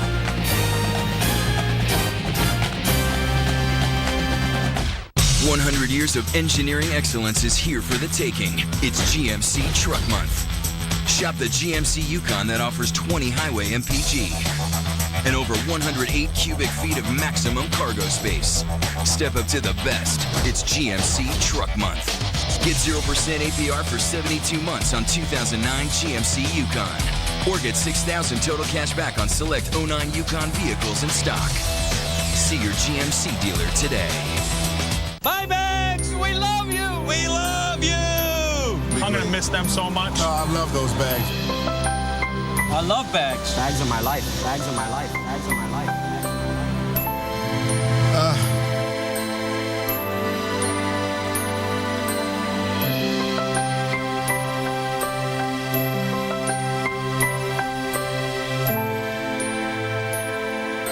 Gets you right here, doesn't it? That's right.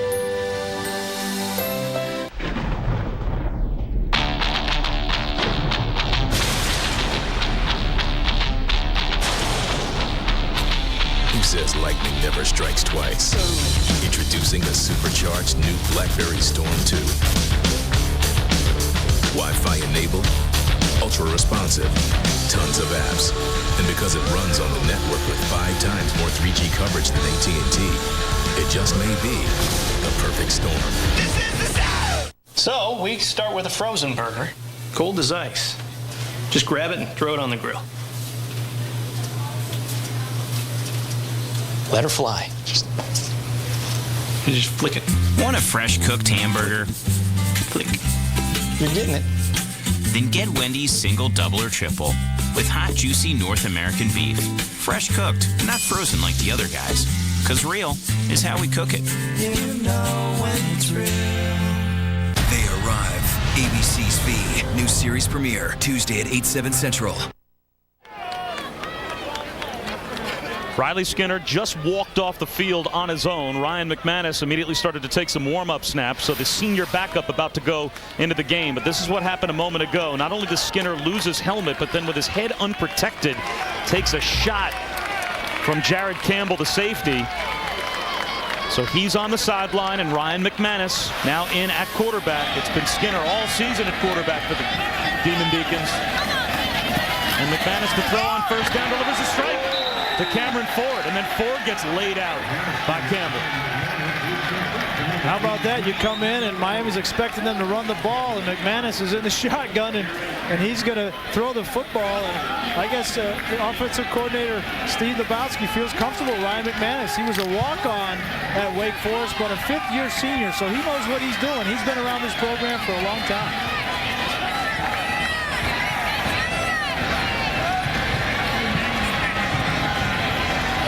Managing the clock well to play clock down to 10, taking the game clock down as deep as he can. Takes the snap with about 4 on the play clock. A handoff up the middle to Pendergrass. And it will be 3rd down and about 5. Well, and that's not the way you want to take time off the clock. You don't want to leave your offensive line sitting up there in their stance. They're 320 pounds in their stance, and it's difficult on them. You want to keep your team in the huddle until about 10 seconds, and then come out with 10 seconds on the clock, and then you're just your normal cadence. But it's difficult on those big guys with their hand on the ground to sit in their stance for 12, 13 seconds. Now here they break the huddle and come to the line and get set with about 13 on the play clock. 3rd down and 5. McManus to the outside, has the first down to Brown.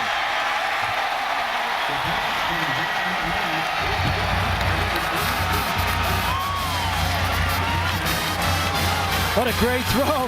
This kid comes off the bench. He's cold as ice. It's been raining. Now he sits in the pocket, and he throws a strike to Brown right on the numbers for a first down. Huge first down. Allows this Wake Forest team to run more time off the clock. And he's right. You should get excited, kid. That's a great job. Means a lot to him coming in as a 5th-year senior and contribute in a way like this to a win. He was best known as being Sam Swank's holder last year.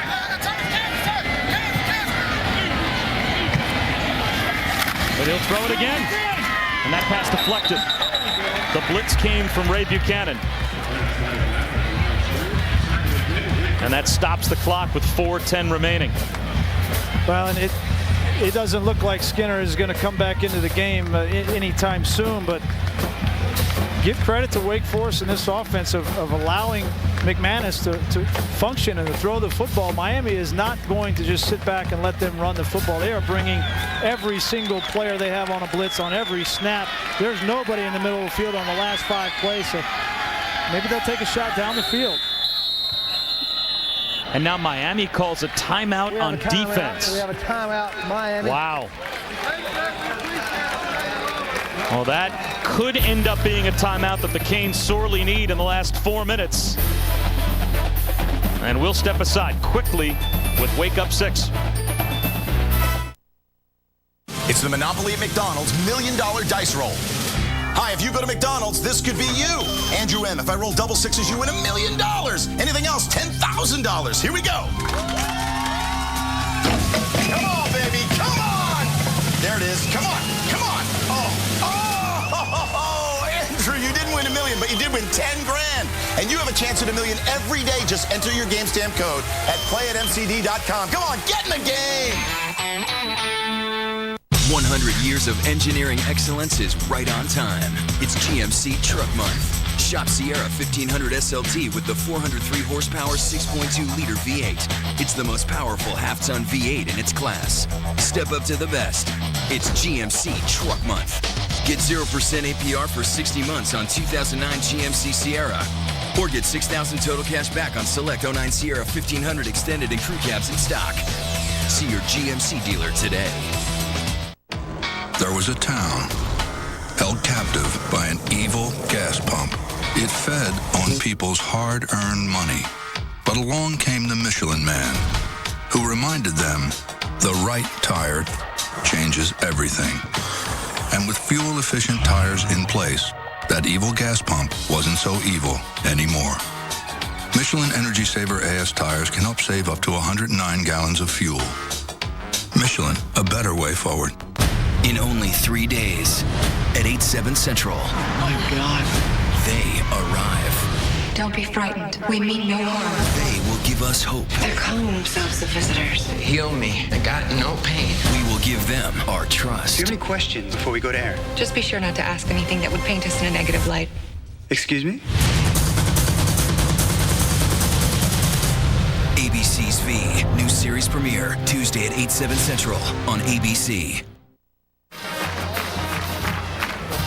Riley Skinner on the sideline, although he is largely responsible for the 512 yards that Wake Forest has and 36 minutes plus, Brian, in time of possession.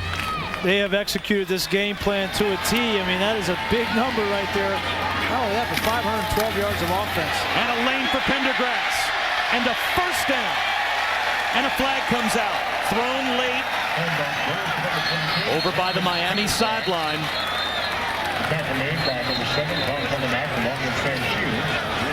If the play stands, Pendergrass moves the chains.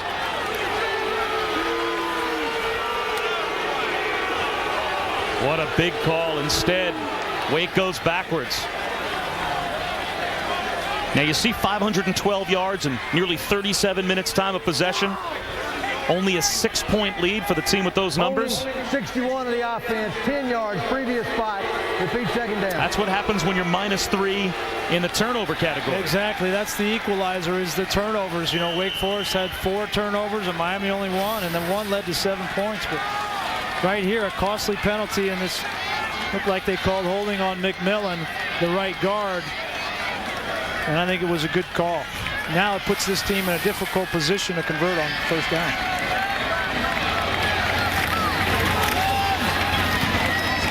About a 3-yard dive for Pendergrass. Miami has 2 timeouts remaining with 3.5 minutes to go. No need for them to use a timeout here. Although that timeout they called on defense was earlier, 3 or 4 plays ago, is going to be costly. They're going to need as many timeouts as they can get. Right now I expect another running play from Wake Forest, and they're going to get the ball back with under 3 minutes left in this ball game. Yeah, Wake Forest probably going to let the play clock wind all the way down as far as they can and then call their first timeout. The play clock down to 5. And McManus has already alerted the officials when it gets to 1, we're calling timeout. So there's Wake Forest's timeout with 2:59 to go.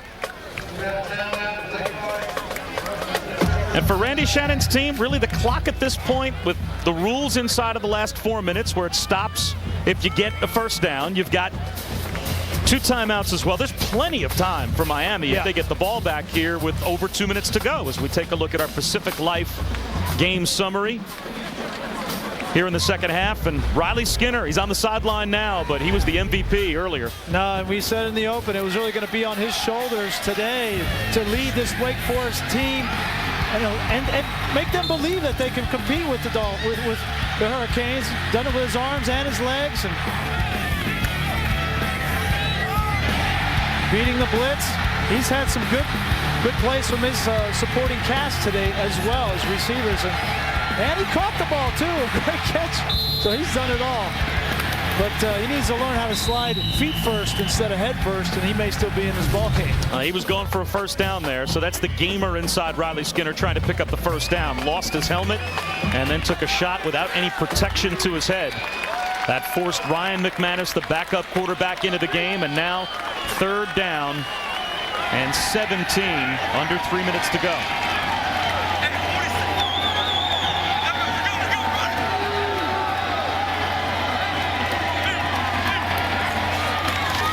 McManus on a quarterback draw loses a couple of yards. That's fine. If you're Wake Forest, you want to take the clock down as far as you can, unless Miami opts to use a timeout here, which they do. So now Miami will have 2:51 to go. Only 1 timeout left. And on Tuesday, November 3rd at 8/7 Central, they arrive. They will bring us hope. They will bring us peace. They will change our world forever. ABC's new series premiere, V, Tuesday, November 3rd at 8/7 Central on ABC. Let's take a look at the coastal standings in the ACC. Duke was a winner over Virginia on the road. They still have a head-to-head game coming with Georgia Tech. So Miami just trying to keep any hopes alive that they can. At 2-2, they have to win this game against Wake Forest to maintain any kind of hope, and they do have a head-to-head win over Georgia Tech. But Duke's going to play Georgia Tech. The Blue Devils control their own destiny. Duke's got to play Georgia Tech. They have to play Miami. They got to play Wake Forest. They got to play North Carolina. They got a lot of people to play, but you know, if Miami's going to have any chance, they got to win this game today. But they are the only ones that hold the head-to-head tiebreaker against the Yellow Jackets. So pop him to punt. Collier is back deep for the U. And a wobbly kick down the sideline. And it stays inbounds somehow for Wake Forest and adds about 10 yards onto the end of the punt to the 18-yard line. 42-yard punt. Didn't look pretty, but it got the job done. So Ja'Cory Harris has only 10 yards of total offense this half. They're 82 yards away from what would be the go-ahead score. Well, at the end of the first half, it took them 33 seconds to go the length of the field and score a touchdown before the half. So they have plenty of firepower and plenty of confidence to make this happen. And he doesn't need to be big chunks. He needs to get some completions, some first downs, get this team moving.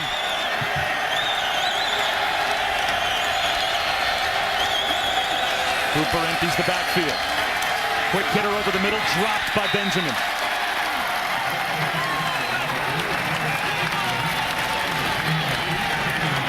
Well, that was a tough catch right there. Ja'Cory Harris could have made it easy on Benjamin and stuck it right on his chest. Anytime that receiver's running an inside slant, who knows who's going to hit him? He's looking at linebackers, all kinds of stuff, but need to be accurate right there in that situation.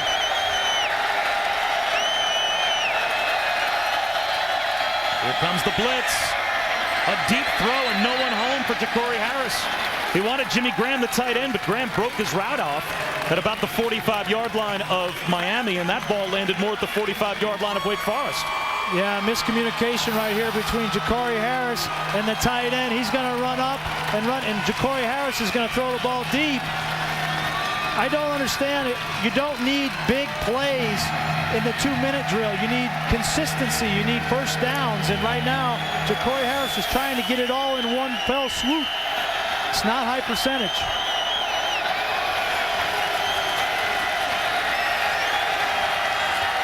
The officials call for the play clock to be reset.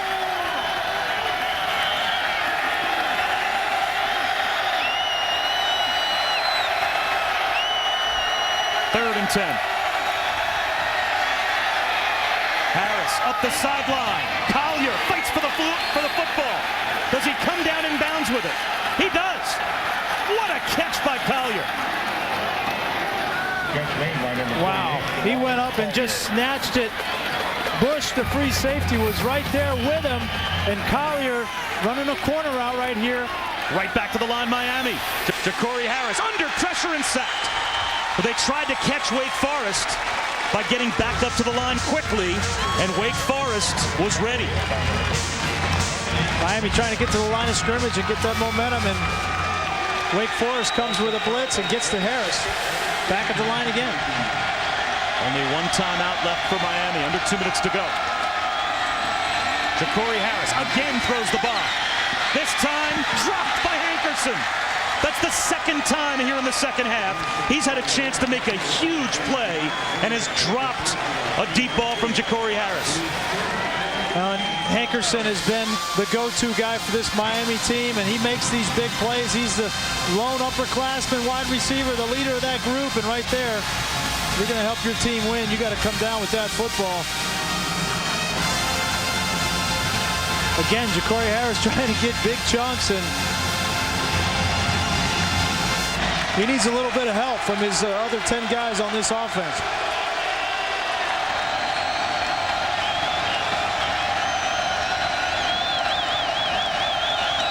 Four-man rush on 3rd and long.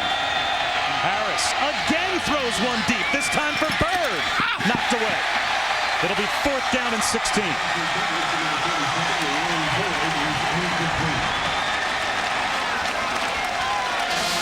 I don't know that I've ever seen a team throw the ball over 35 yards in the air more than Miami has done in the second half. It's really head scratching, honestly, because in this situation, you don't have to score on one play. You just got to get first downs and get down there to where you can take some shots to the end zone. But it's evident that this offense, Mark Whipple and Ja'Cory Harris, want to throw the ball down the field, but it's just not a high percentage play.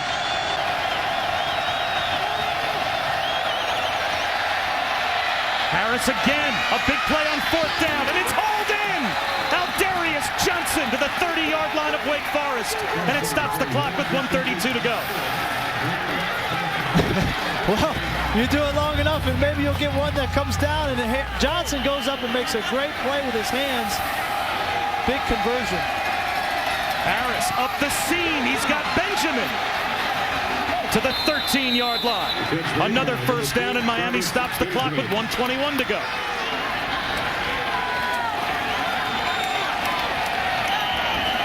You got plenty of time here with the timeout left. You can run the ball, throw it, whatever you want. Play action. Harris flips it towards the goal line. Underthrown. Touchdown! Travis Benjamin makes the touchdown catch.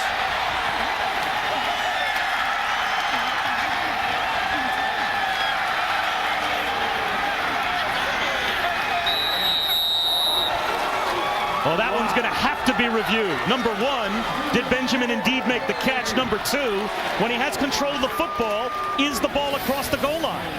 Well, you're going to see he's going to little play action. He rolls out here and just gives Benjamin a chance, and it looked like Benjamin caught the ball right when the ball was hitting the ground. From the opposite side, you might get a better look at it, but that's a touchdown. Yeah. The ball goes into his arms, and he's across the goal line. I think that's a great call on the part of the official that's there. Certainly, he had the best look in the stadium at it, and wow, you got to give credit to the Miami offense. They never stopped believing that they could make that play down the field.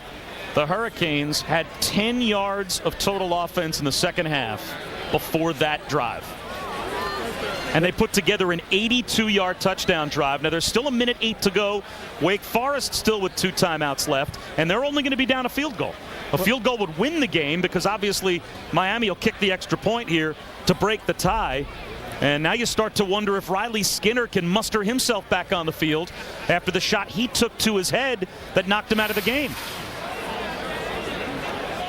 It looks like he gets his hands underneath that football right there. Touchdown.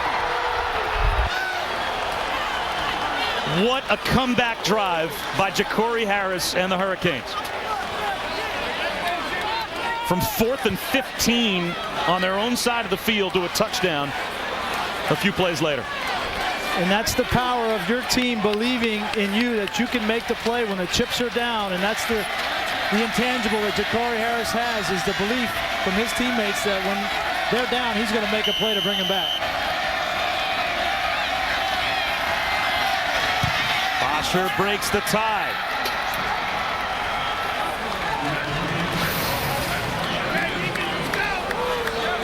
One more look at the touchdown catch by Travis Benjamin. 2 huge catches on that drive by Benjamin. And you're right, Bob. Wake Forest gets the ball back, with about a minute on the clock with 2 timeouts, plenty of time. They're only down 1, but I don't know if Riley Skinner is going to come back in this football game. And how big is that run and injury that he sustained? He's got a towel over his head on the sideline, so it doesn't look like he's going to come back into this football game. An opportunity for the walk-on 5th-year senior Ryan McManus at quarterback for the Wake Forest Demon Deacons to win this football game. The Miami scoring drive giving them their first lead of the game with 1:08 to go. 82 yards in just over a minute and a half. They convert the 4th and 16, and then Travis Benjamin makes an amazing sliding catch right at the goal line to score what turns out to be the go-ahead touchdown. So now Can Wake Forest get themselves into a position with 2 timeouts and 1:08 to go where they can at least try a field goal with their true freshman kicker, who's made 2 and missed 1 today, and without their 5th-year senior quarterback who's on the sideline, they're going to have to go to the senior backup quarterback, Ryan McManus, again. This is what you love about college football. His kid's been here for 5 years and paid his due, and now he has an opportunity under the lights against the 19th ranked team in the country to come out and make a play for his team when their starter goes down.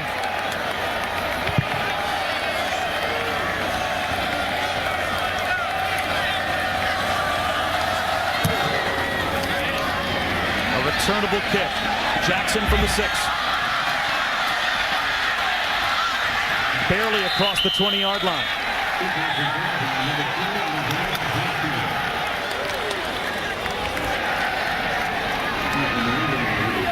Skinner's on the sideline. He must still be feeling the cobwebs after that hit. You got to believe he could play at all, he would be on the field right now. And you may have seen at the top of our screen our flag logo came up. No flag was thrown, so it's 1st and 10 from the 21-yard line. McManus under pressure. Renfret makes the catch, and it's knocked away. They'll rule it an incomplete pass. Darryl Sharpton there in coverage. And that's better for Wake Forest that be an incomplete pass. Yeah, that was going to be a gain of 1 or 2 yards and eat up some time off the clock, so it's better that ball was incomplete. But it looks like Miami's going to play a conservative defense and allow McManus to throw the ball underneath. And they have to run with it a few times to get some yards. McManus down the sideline, floats it out of bounds over the head of Marshall Williams. It'll be 3rd down and 10. Miami's going to play 2 deep safeties and man underneath and not allow any easy throws for this kid coming into the football game. The weakness of that defense is if the quarterback has any ability to run the football, get out of the pocket, everybody's gone. He can make some plays with his feet. All Riley Skinner can do is watch. McManus under pressure again. Shovel pass. Adams gets out of bounds with a 1st down. Nice job in the pocket. I can't tell you how hard it is to come off the bench and have awareness late in the game, but to step up here, keep your eyes downfield, and then get the ball to Adams right there. Tremendous play by McManus.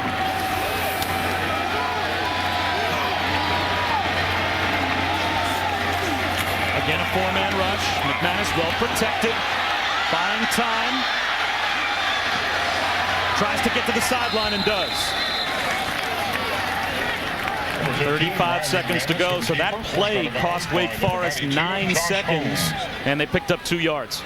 Well, they only need to get about 30 more yards to get in range, maybe 35, but Miami is playing the same defense every snap. I'm surprised that Lebowski, the offensive coordinator, is not running some crossing routes to get some picks and get his wide receivers open.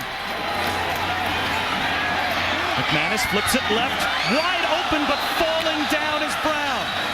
And Wake Forest has to spend a timeout. Oh, if Brown somehow can keep his feet, he has the left sideline about as wide open as could be. Well, and there it was. It was a crossing route. It was perfect. They got picked, the man coverage underneath, and Brown, if he could stay on his feet, might have still been running. Look how much room he's got on the far side of the field. Yeah, he's going to come underneath right here on a crossing route, get picked off with the linebacker. It's a great call. We talked about it. And if he stays on his feet right there, they may be in field goal range right now. The official set the pick for Wake Forest. That Miami defender ran right into the official and got knocked down. Well, sometimes they coach that on that crossing route. If you can't pick off of a linebacker, run right next to the official. I mean, they coach that on offense. I mean, that's a good job by Brown right there. You can use, by any means necessary, you know, get that guy picked off. Well, not only did that cost Wake Forest probably about 25, maybe 30 yards by the time Brown would have had to go out of bounds, but running up against the sideline, he would have been able to get out of bounds. It cost them one of their timeouts as well. Down to 1 timeout left. 3rd down.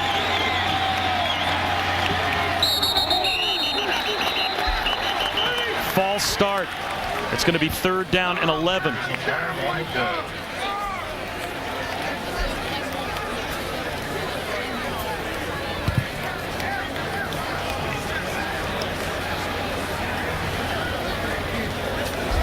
Prior to the snap, false start, 78 of the offense, 5-yard penalty. It's still 3rd down. The clock is correct at 27 seconds. And if you're Jim Grubb, you got to be thinking right now, how did I get in this situation? I was up by 2 touchdowns early in the 4th quarter, and now I'm down by 1, and I lost my starting quarterback. I got to walk on, trying to win the game for me. Difficult situation. McManus flips it over the middle, way short of the 1st down. Somehow, Marshall Williams grinds out a few extra yards and comes up about 2 yards shy of a 1st down. But it's going to have to be the last timeout now called by Wake Forest. Only 15 seconds to go, so they had to spend the timeout there. Wake Forest had a 2-touchdown lead here in the 2nd half, but 14 points by Miami in the 4th quarter, and the touchdown drive. Here's the 4th and 16 play. Yeah, it's a great play by Johnson to go up, give him an opportunity, and then the throw to Benjamin, the great catch on the goal line. These are the cardiac Canes right now. They have been coming back from 14 points down. The turnover and then that drive, capping it off to Benjamin.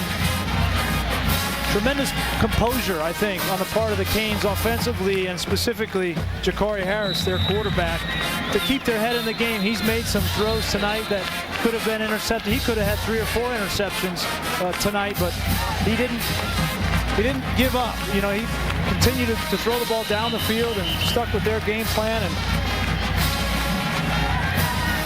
at the end of the day, those numbers, they look pretty good. 3 touchdowns, 1 interception, over 300 yards. Well, here we go. 4th down for Wake Forest. If they get the 1st down, the clock stops. McManus to try and keep the game alive. He'll run for it, and he'll get it. Stays in bounds. 1st down to the 43-yard line and bumped out of bounds by Sam Shields. 8 seconds to go. And we mentioned it against this defense, man coverage, that McManus may have to run the ball with his feet. And right there, great job getting out of bounds, getting a yard. Can Wake Forest find the sideline and another 7 or 8 yards to make it at least an attemptable field goal? Or make a 1st down and spike it. McManus to the sideline. Dropped. 4 seconds to go. Well, now your percentage play might be to just try a monster field goal. You're at the 43-yard line. This is about a 60-yard field goal attempt for a true freshman to win it. And rather than try a Hail Mary thrown in the end zone, that's exactly what Jim Grobe is going to do. Earlier today, Jimmy Newman hit his career long a 42-yarder. This one a 60-yarder to try and win it. And Miami will call their last timeout. And the thing about it for a young kid, a true freshman in Jimmy Newman, the pressure, if it was a 45-yard field goal, there would be tremendous pressure on him to make it because everybody expects you to make it. Well, now it's a 60-yard field goal, and you know what? A lot of people don't expect you to make it, so a lot of the pressure is off of this young kid. That's a great point. And if he's got the leg, that's the key. If he has the leg, then he has a chance because he shouldn't be nervous. No one expects him to make this kick. No. Well, except for him, hopefully him, but it was an interesting call in that last play. 1st down with 8 seconds. They may have tried to throw the ball at 1st down depth to get a 1st down, stop the clock, and then run up and spike it, but they decided to throw a 4-yard play on the outside.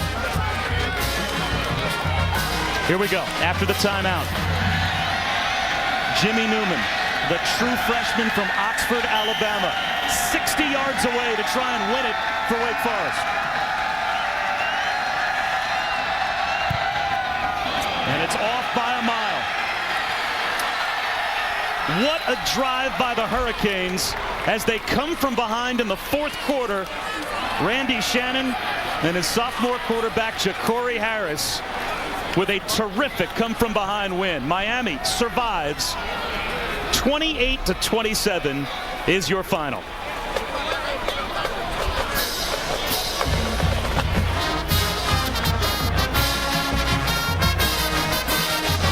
Well, you can tune in tonight for Saturday Night Football at 8 Eastern on ABC. 2 great games. USC playing against Oregon, Texas, and Oklahoma State. Whichever one of those games you're getting on ABC in your area, if you'd like to see the other game, you can tune in to ESPN2 and see both of the primetime games tonight. For Brian Greasy and our entire crew, I'm Bob Wischusen. The Canes survive 28-27. A come-from-behind win for Miami here in Winston-Salem over Wake Forest.